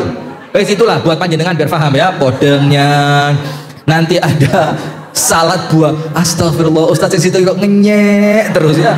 Dulu kuliahnya di mana saja nih ya. Sudah. Maka Anda ngomong, saya kan kepingin Ustadz seperti istri-istri yang lain, diajak makan malam, romantis, dibelikan baju tidur yang bagus, di kamar itu ada lampu-lampu yang indah. Nah tapi suami saya miskin Ustadz. Nah maka ingat Bu, bagaimana cara memunculkan kekayaannya? Jangan Anda fokus pada kekurangan dia, yaitu kemiskinannya, tapi syukuri dulu. Dia kan tadi tanggung jawab, orangnya sabar. Nah maka tanggung jawab dan sabarnya itu Anda syukuri, maka Allah akan kasih bonus kepada Anda. La in syakartum la azidannakum. Apa Allah tambahkan? Nanti yang dia belum punya oleh Allah akan dikasih kekayaan. Amin ya rabbal alamin. Nah, maka itu kalaupun harus membandingkan, begitu caranya. Dan ini membandingkan yang bernilai ibadah. Dan orang yang dibandingkan seperti itu akan senang. Dan ingat, ini bukan cuma untuk kita, tapi untuk pasangan dan anak-anak kita. Misalkan anak kita protes, papi. Di sini kalau manggil bapak apa? Papi. Pai. Papap. Saya kok jadi ingat Ustadz Handi Boni. Maaf Ustadz Boni, sabar. Sudah.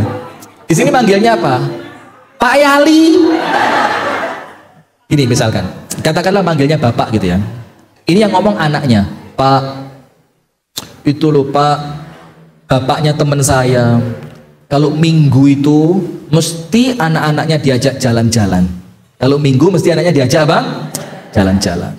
Kepingin Pak seperti dia. Nah maka ketika anak kita seperti itu Bu, maka Anda perlu menjelaskan kepada dia. Kenapa? Karena dia sedang membandingkan hidupnya dengan hidup temannya. Betul apa enggak? Berarti Anda perlu kasih pengertian apa enggak? Perlu. Dan biasanya pengertian itu lebih didengarkan seorang anak dari ibunya dibanding dari bapaknya.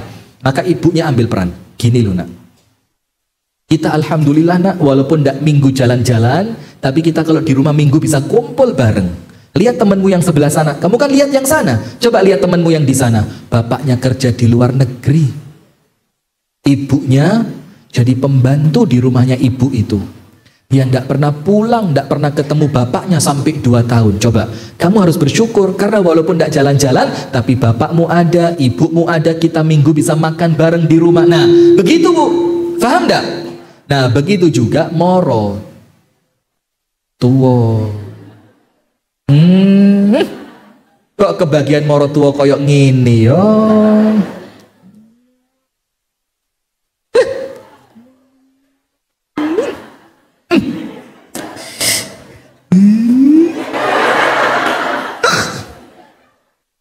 Coba ada tuker tambah mertua. Saya mau tuker tambah itu mertua. Babano nambah rotok larang rapopo. Yang penting ijol. Astagfirullahaladzim. Mudah-mudahan mertua saya tidak lihat.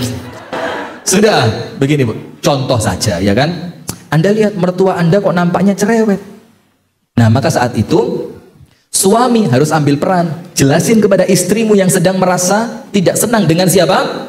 Mertuanya. Bilang, "Dek, alhamdulillah punya mertua seperti ibu saya. Walaupun agak cerewet, tapi kan dia mesti ngasih uang. Mertua sebelah sana lihat, sudah cerewet, malah minta uang." Nah, artinya dibandingkan dengan yang di bawahnya. Supaya apa? Dia merasa, oh ternyata saya masih lebih nikmat. Berarti apa, Bu? Masalah kita cuma satu. Apa masalah kita? Kita buta nikmat yang kita punya, dan kita peka dengan nikmat yang dimiliki oleh orang lain. Berarti masalah kita apa? Membandingkan hidup kita dengan hidupnya orang lain dengan cara yang salah. Barakallahu fikum. Itu yang dapat kami sampaikan. Ibu-ibu sekalian, semoga ada manfaatnya ya. Dan saya mohon maaf kalau ada kata-kata yang kurang berkenan ya.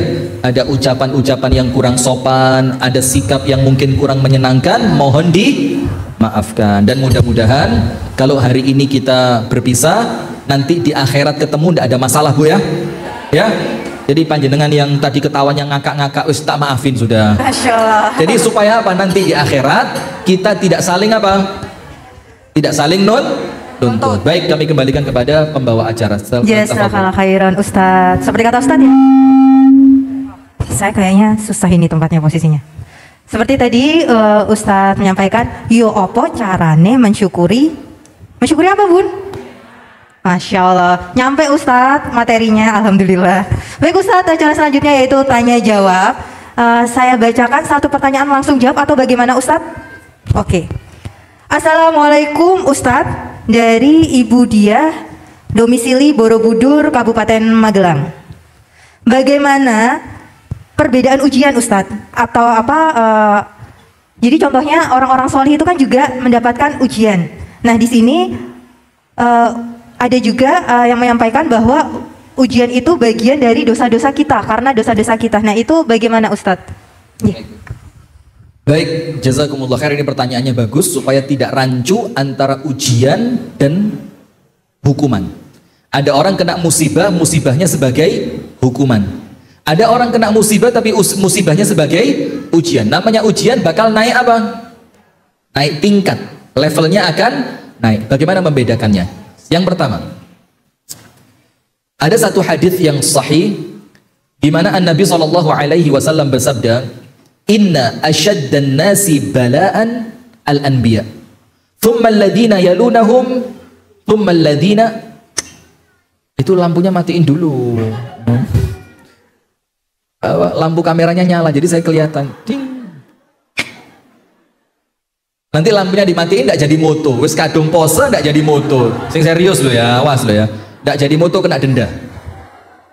Nah, Rasulullah bersabda, orang yang ujiannya paling berat itu para nabi. Tapi ingat bahasanya apa? Ujian. Kemudian siapa? Orang yang keimanannya selevel di bawahnya dan selevel di bawahnya. Nah sekarang kita tanya, Ustadz, kenapa? Supaya apa? Supaya Anda tidak pernah lalai meminta dan mendekat kepada Allah. Orang kalau sakit kan sekailing macam-macam, yang diingat apa? Tobat, ibadah, betul apa enggak? Orang kalau miskin mikir enggak pengen karaoke? Lo beli beras saja susah, tidak kepikiran. Nah maka itu yang pertama, karena ujian tanda cinta dari Allah. Nomor dua, kenapa orang yang beriman ujiannya berat? Karena Allah juga berikan kemampuan yang besar. La yukallifullahu nafsan illa wus'aha. Ketika Allah berikan kemampuan yang besar, Allah kepingin kemampuan ini bermanfaat. Bagaimana caranya? Kemampuanmu kan besar, maka kamu harus diberi tugas yang besar. Paham enggak? Itu yang kedua, karena tidak akan melampaui kekuatan. Nomor tiga, ujian itu untuk meninggikan derajat. Nah sekarang, terus orang yang maksiat Ustadz, mobilnya kecelakaan, kok sama kena musibah? Ingat, orang yang maksiat ketika mobilnya kecelakaan, na'udzubillah min dzalik, nas'alullah as-salamah wal afiyah, semoga Allah menyelamatkan kita. Rumah tangganya berantakan, anaknya susah diarahkan. Kok sama antara yang ibadah dengan yang maksiat? Beda. Musibahnya boleh jadi sama, tapi nilainya berbeda. Sekarang bagaimana membedakannya? dilihat keadaan sebelum terjadinya musibah. Dan yang menilai bukan tetangga, yang menilai bukan orang lain, yang menilai bukan ustadz, bukan guru, bukan kiai, bukan mubalik, bukan syekh. Yang menilai siapa? Diri sendiri. Ngoco awae dewe dewe. Maksudnya begini, ketika terjadi musibah, muhasabah, introspeksi. Aku mari lapo yo. Oh, mari ngerasani les. Berarti ini apa? Hukuman dari Allah supaya saya kembali ke jalur yang lurus. Kemudian kena musibah, saya habis ngapain ya? Kemarin sholat ya ndak telat, sedekah ya jalan, bahkan saya sholat tahajud, Al-Quran pun saya ndak lupakan, tapi kok dicek terus ternyata ndak ada jeleknya, baik semua. Berarti ingat, musibah yang datang itu adalah ujian. Berarti cara membedakannya bagaimana? Kalau Anda banyak dosa, gampang, itu hukuman. Kalau ternyata Anda orang yang baik, gampang, berarti itu ujian. Tapi ingat, untuk diri sendiri jangan kepedean. Ojo gede rosok. Aku ucu cerewet, ujian. Anak susah diatur, ujian. Padahal gak tahu sholat. Nah, maka untuk diri sendiri harus suudzon. Tapi kalau untuk orang lain, husnudzon. Wallahu ta'ala a'lam bissawab. Baik Ustadz, pertanyaan kedua. Bismillahirrahmanirrahim. Tidak semua akhwat bernasib sama. Ada beberapa kondisi yang memaksa untuk menjadi tulang punggung. Pada kondisi tersebut, selang membaik, beberapa waktu kemudian perekonomiannya membaik, mungkin tidak ada masalah, namun pada kondisi tertentu merasa berat. Nah, pertanyaannya Ustadz, bagaimana cara agar selalu ikhlas dalam kondisi apapun tanpa membandingkan dengan siapapun? Dan yang kedua Ustadz, mohon maaf. Satu dulu. Oh, satu dulu. Saya gampang lupa sekarang. Oh ya, baik. Karena saya sekarang pikiran saya dipenuhi dengan memikirkan istri. Jadi Masya Allah. sudah terlanjur penuh gitu ya.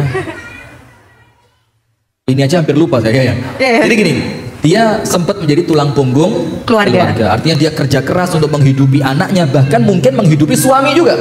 Bahkan mungkin yang lain sampai morotuoni juga hidup dari dia. Kalau pas nuansa hati enak, yo ikhlas. Tapi kalau pas suami ngelunjak, itu rasanya kayak sampean gak inget lah bagaimana saya capeknya zaman dulu. Sekarang ekonomi sudah begini kok sampean malah pengen nikah lagi. Nggak inget dulu perjuangan di awal-awal kehidupan bareng saya. Sudah? Bagaimana caranya biar ikhlas terus, Bu? Ikhlas itu, Bu, bukan ilmu sehari 2 hari.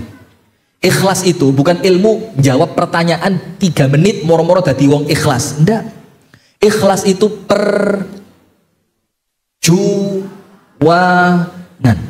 Ikhtiar, usaha yang terus menerus, dan jangan nunggu ikhlas untuk beramal.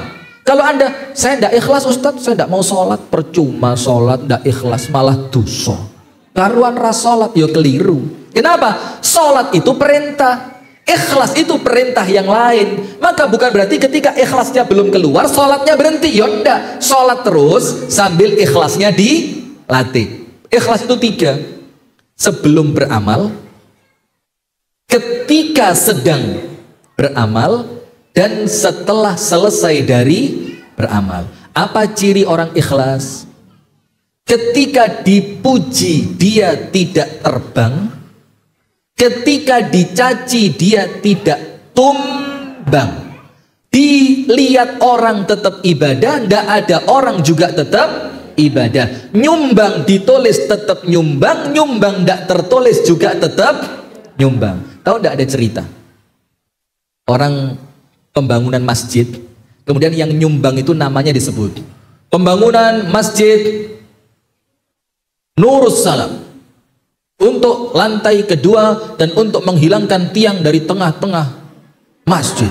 Saya sempat kaget, ini masjid ajaib ini, tiang pas di tengah. Tapi ya seninya masing-masing kan berbeda ya. Ini ciri khas masjid Nurus Salam. Pembangunan masjid Nurus Salam untuk lantai 2 misalkan, Bapak Ahmad Sulaiman 2 juta rupiah. Temannya bilang, nggak ikhlas. nyumbang kok namanya disebut. Sudah. Kedua, Bapak Muhammad Amin 3.500.000 rupiah. Gak ikhlas. Wong disebut namanya Muhammad Amin. Bapak Yusuf Sulaiman Syah 5 juta rupiah. Apa itu? Percuma 5 juta namanya disebut. Kemudian hamba Allah 500.000 rupiah. Nah itu yang ikhlas. Hamba Allah, Anda tahu tidak siapa dia? Saya itu. Coba wes 500 nyebut hamba Allah tapi ngaku itu saya. Nah yang ikhlas yang model begitu. Nah itu Bu. Nah maka sekarang bagaimana sih biar ketika berkorban untuk keluarga itu ikhlasnya nggak hilang-hilang. Kita kasih contoh. Anda masak nasi goreng buat suami bakal berangkat kerja, iya enggak?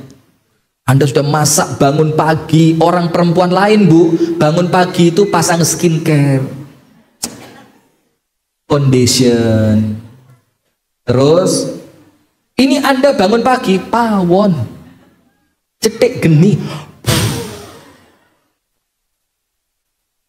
dekek wajan, karena cinta sama suami, kepingin suaminya seneng, dibikin nasi goreng. Suami seneng telurnya itu yang nggak terlalu mateng, diatur apinya biar telur nggak terlalu mateng. Suami seneng kalau nasi goreng itu dipotongin timun sama dia. Suami seneng ada tomatnya, dicariin tomat yang paling baik, ditaruh di meja, cret, ditutupin pakai tudung saji. Aromanya sudah, iki wetenge keluarin padahal, tapi demi suami. Sudah, ketika suami berangkat kantor, ternyata hari itu ada meeting mendadak. Nasi goreng Anda belas gak disentuh, jangan disentuh, dilihat enggak, apalagi dimakan. Ketika Anda melakukan itu untuk suami, kecewa enggak? Kecewa enggak? Suami enggak tahu diri. Matanya gini Bu. Ini jantung ini Bu. Sampai dasternya itu sampai gini Bu. Saking emosi nih. itu coba tulang rusuknya enggak keluar, jantungnya mencelat metu itu. Blung! Saking marahnya. Kenapa? Melakukannya untuk suami, sehingga ketika tidak mendapatkan apresiasi dari suami, kecewa. Nah maka orang ikhlas itu kenapa dia kecewa? Karena dia mengharapkan dari manusia. Coba kalau melakukannya untuk Allah, ya Allah, aku memang masak untuk suami, tapi masak untuk suami ya Allah untuk mendapatkan pahala darimu, karena engkau memerintahkanku berbakti kepada suami. Dilakukan untuk Allah. Saya masak, ada timunnya, telurnya diatur, ada timunnya, ada apa lagi, tomatnya ditutup, ternyata sama suami nggak dimakan. Kecewa ada? Alhamdulillah, perut pas, lapar, karena melakukannya untuk Allah. Suami makan nggak makan, pahalanya dapat apa enggak? Dapat. Malah kalau suami tidak makan, Anda dapat 2 pahala, dapat nasi goreng. Berarti bagaimana tips supaya ikhlas? Jangan mengharap dari manusia, karena kalau Anda mengharap dari manusia, kecewa enggak? Kadang-kadang matur suwune itu gak ngelegak hati. Wes kita usaha keras, suwun mbek mencep, ngerti mencep? Suwun iya ya, suwun berarti miring-miring bibit. Itulah Bu, kenapa orang itu kecewa? Nomor 1, ada 3 hal menjadikan orang kecewa. Kecewa itu berarti tidak ikhlas. 3 hal ini ada ini. Nomor 1, mengharapkan dari manusia. Nomor 2, lupa kehidupan akhirat. Kalau orang ingat kehidupan akhirat, dia ingat Bu, oh urip gak di dunya tok kok, nanti ada balasan maka dia tidak akan kecewa. Nomor 3, karena merasa berjasa. Merasa apa? Coba tadi, saya jadi tulang punggung lu Ustadz, merasa berjasa apa enggak? Yaitu bikin dia kecewa. Coba dia tidak merasa berjasa, memang Allah takdirkan saya begitu, memang Allah takdirkan saya kuat untuk cari kerja, memang Allah takdirkan saya menjadi tulang punggung. Nggak usah merasa berjasa, biasa aja, selakukan. Nothing to lose. Apa nothing to lose? Nggak ada rugi nih gitu loh. Nah maka kenapa orang menjadi tidak ikhlas? Karena dia merasa berjasa. Barakallahu fikum, wallahu ta'ala a'lam bissawab. Sudah ya? Oh. Berapa itu? Allah. Banyak Ustaz. Ini Ustaz. ini lanjutan yang tadi Ustaz. Silakan. Ya sudah, saya di sini saja. Dengan penanya yang sama Ustadz, bagaimana cara supaya berhusnuzon bahwa Allah Maha mencukupi? Begini, alaihissallahu bikafin abdah? Bukankah Allah yang Maha mencukupi hambanya? Betul, karena ini ayat Al-Quran. Dan pertanyaan ini, alaihissallahu bikafin abdah? Ini pertanyaan namanya su'alun inkari. Allah tanya, tidak butuh jawaban. Ini Allah tanya untuk jelasin, aku loh kata Allah yang bikin kamu itu kecukupan. Nah sekarang kalau ayatnya mengatakan begitu, berarti ayat ini benar atau salah? Kalau Allah telah berjanji, Allah bisa tidak mengingkari janjinya? Tidak mungkin. Tapi berkaca diri. Sekarang begini, Allah mencukupi hambanya, betul? Apa yang Allah cukupi? Semuanya. Uangnya cukup, kebahagiaannya cukup, rumah tangganya cukup, jumlah istrinya. Kalau masih satu ya belum cukup dong. Suami geragas, serakah. Lo Anda yang serakah. Lawang satu laki-laki itu jatahnya 4 perempuan. Kenapa Anda ambil sendiri? Berarti yang serakah siapa? Iya, sudah apa? Sudah apa? Kita mau jawab pertanyaan ya, tidak mau debat ya. Ya, lanjut. Ada lagi yang gini, Mas, aku gak ikhlas lek sampean rabi maneh. Ndak popo. Nikah itu ibadah atau bukan? Ibadah. Berarti yang ikhlas yang ibadah atau orang lain? Loh kenapa suami yang ibadah kok istri yang ikhlas? Berarti ketika istri ngomong saya ndak ikhlas. Sakarepmu. Wong sing ibadah. Dan ibadah itu perlu dipamerkan atau ditutup-tutupi. Faham kan maksud saya? Mohon para suami yang di luar diperhatikan ya. Sip. Sudah. Pertanyaannya apa tadi? Berhusnuzon Ustaz. Berhusnuzon. Bagaimana husnuzon biar kita yakin Allah mencukupi? Begini Bu, Allah itu mencukupi tidak semua orang Bu, tidak sembarang orang. Contoh, innalladzina amanu walam yalbisu imanahum bidzulmin ulaika lahumul amnu wa hum muhtadun. Orang yang beriman, imannya tidak tercampur dengan kesyirikan. Allah jamin aman untuk orang ini. Aman artinya apa? Tidak mungkin tersentuh azab. Mulai sakaratul maut, sampai di alam kubur, sampai di hari kebangkitan, sampai masuk surga, tidak diazab. Syaratnya apa?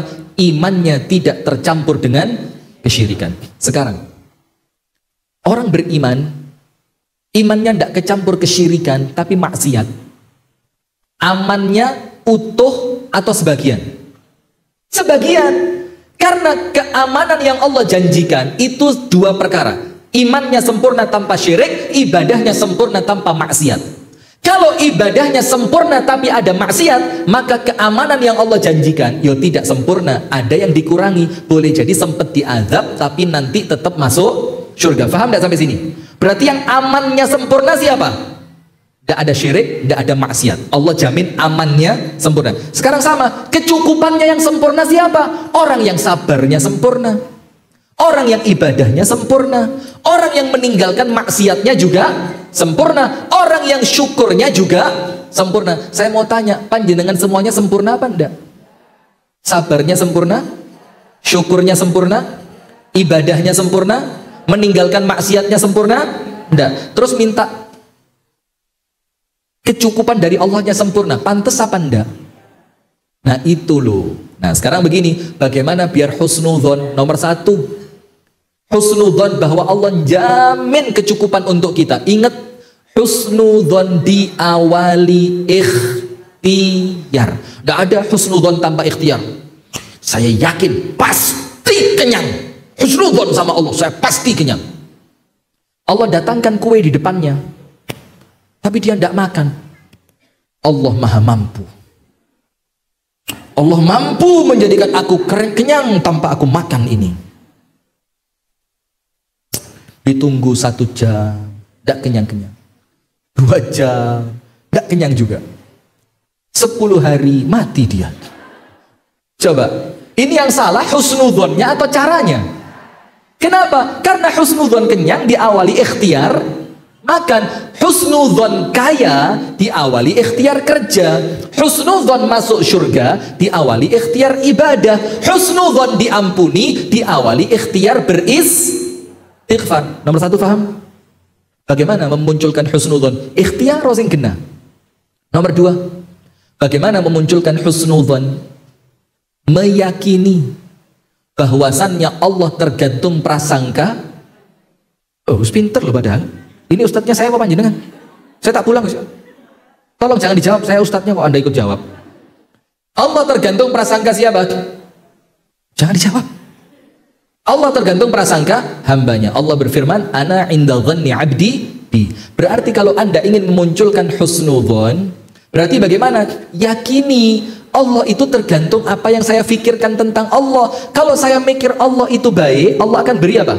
Kebaikan. Kalau saya mikir Allah itu pasti ngasih rezeki, Allah pasti memberi rezeki. Berarti bagaimana cara memunculkan husnudzon? Ngatur pola makan. Ngatur pola pikir. Diatur pola pikirnya. Kalau untuk Allah harus yang terbaik. Nomor tiga, mengenali Allah biar Anda bisa husnudzon. Sekarang begini, tak kenal maka tak sayang. Kalau tidak kenal, mana mungkin Anda sayang? Mana mungkin Anda bisa husnudzon kepada Allah dalam keadaan Anda tidak kenal Allah itu siapa?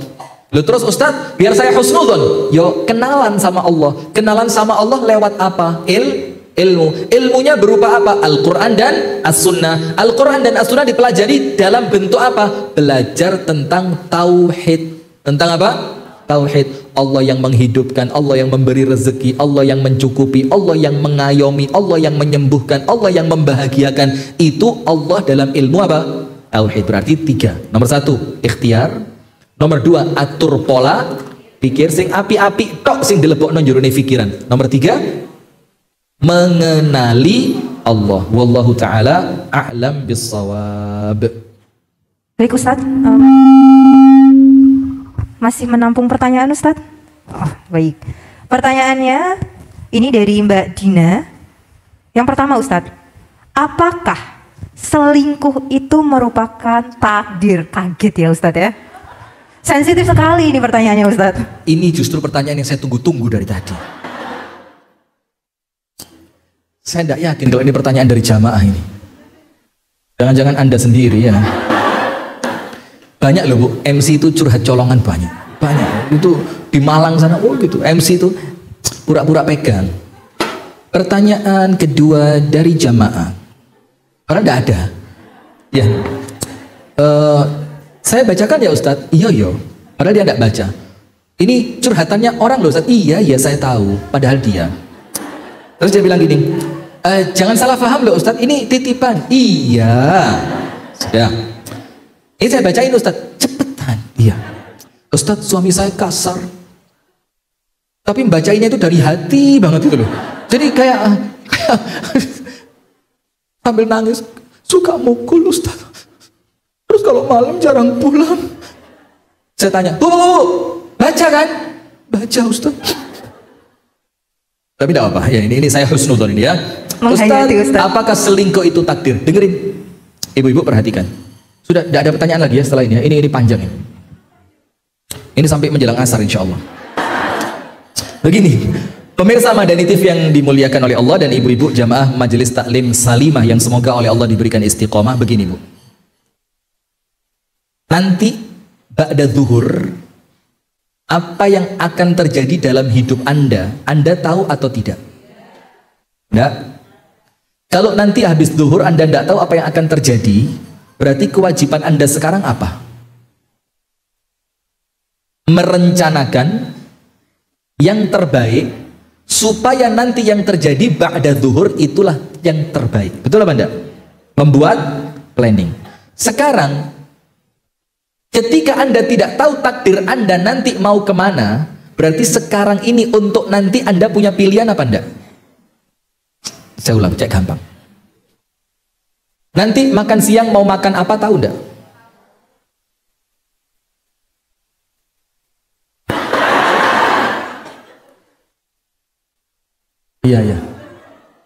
Iya, sudah masak ya. Apa ya contoh yang lain ya? Anda kok pinter-pinter sih, Bu? Ini, wis katakanlah Anda belum masak. Tolong saya dibantu ya, tolong saya dibantu. Tolong saya dibantu. Yang jawabannya itu seperti yang saya kepingin gitu loh, Bu. Cek pengajian itu biar enak gitu ya. Jangan dirusak suasana yang sudah enak ini ya. Tolong. Biar saya kelihatan pinter gitu loh. Aduh, ya Allah. Katakan Anda belum masak. Anda kan enggak tahu nanti bakal makan apa kan? Makannya kan masih nanti. Boleh enggak milihnya mulai sekarang? Boleh. Boleh enggak berangan-angan mulai sekarang? Berarti apa yang akan terjadi nanti hasil pilihan Anda saat ini. Ketika itu belum terjadi. Paham? Berarti ketika ditanya Ustadz, apakah selingkuh itu takdir? Kemungkinannya 2. Sudah kejadian atau belum?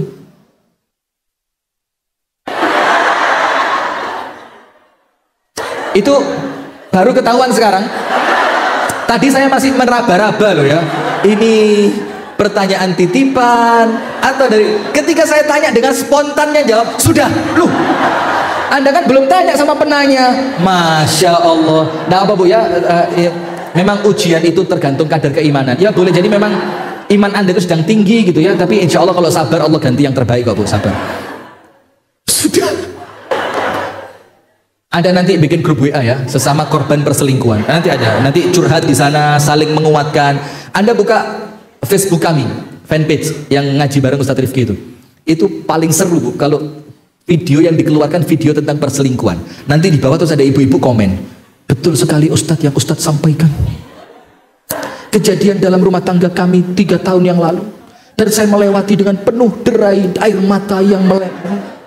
Terus sudah dia nulis, tahu tidak di bawahnya apa? Ibu-ibu yang saling menguatkan. Ayo Mbak, Anda kuat Mbak, bismillah, tawakal sama Allah. Di bawahnya lagi, balas lagi, iya Mbak, saya juga mendukung, silakan Mbak, jangan takut sama suami. Jadi itu kolom komentar, jadi ibu-ibu yang saling nyemangati. Saya pikir kenapa nggak bikin grup WA saja? Kenapa kok rame di kolom komentar Facebook saya? Tapi ketika dibaca itu seru. Ibu-ibu, ternyata nasibnya sama. Sudah. Kalau dengerin, ini serius. Berarti takdir itu hasil pilihan Anda sebelum takdirnya terjadi. Anda nanti mau makan pecel. Mulai sekarang, oh saya pengen pecel. Cari warung pecel. Duitnya ada. Pulang pengajian Anda datang ke warung pecel. Nah berarti itu apa? Takdir. Kenapa? Sebelumnya Anda oleh Allah diberi kemampuan untuk memilih. Berarti selingkuh juga sama. Wallahu ta'ala a'lam bishawab. Kalau dia belum terjadi, terus ngomong takdir, itu alasan tok. Paham? Kalau belum terjadi tapi tanya, maka itu apa?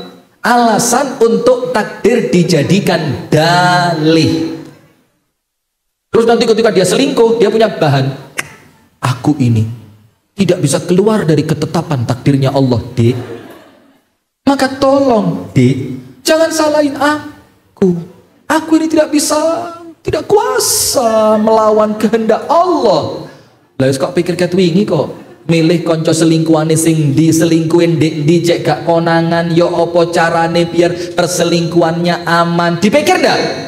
Lah kok ngomong takdir, berarti kamu yang merencanakan. Pembunuhan saja Bu, berencana itu hukumannya lebih seperti Freddy. Aneh. Sudah, ketika sudah terjadi, katakan ini takdir. Kenapa? Ya wis terjadi. Anda tidak bisa mengulang kembali. Apa sih fungsi takdir itu? Apa fungsi orang mengimani? Tidak bisa. Sampai Nabi Muhammad mengatakan pulpen yang dipakai nulis apa? Wis tidak bisa lagi diganggu gugat. 2. Tapi kalau dijabarkan ya banyak. 2 ini apa? Bima atakum. Mengimani takdir itu supaya takdire, supaya ketika Anda menginginkan ternyata tidak dapat Bu, Anda tidak sombong. Kenapa? Ini mimpi tenang betul. Karena apa? Dia tidak takut datangnya musuh, dia tidak takut kepada orang lain. Kenapa? Karena catatkan itulah yang terbaik. MC atau pembagi acara dilanjutkan. Subhanakallahumma wa bihamdika asyhadu an la ilaha. Kami ucapkan jazakumullahu khair.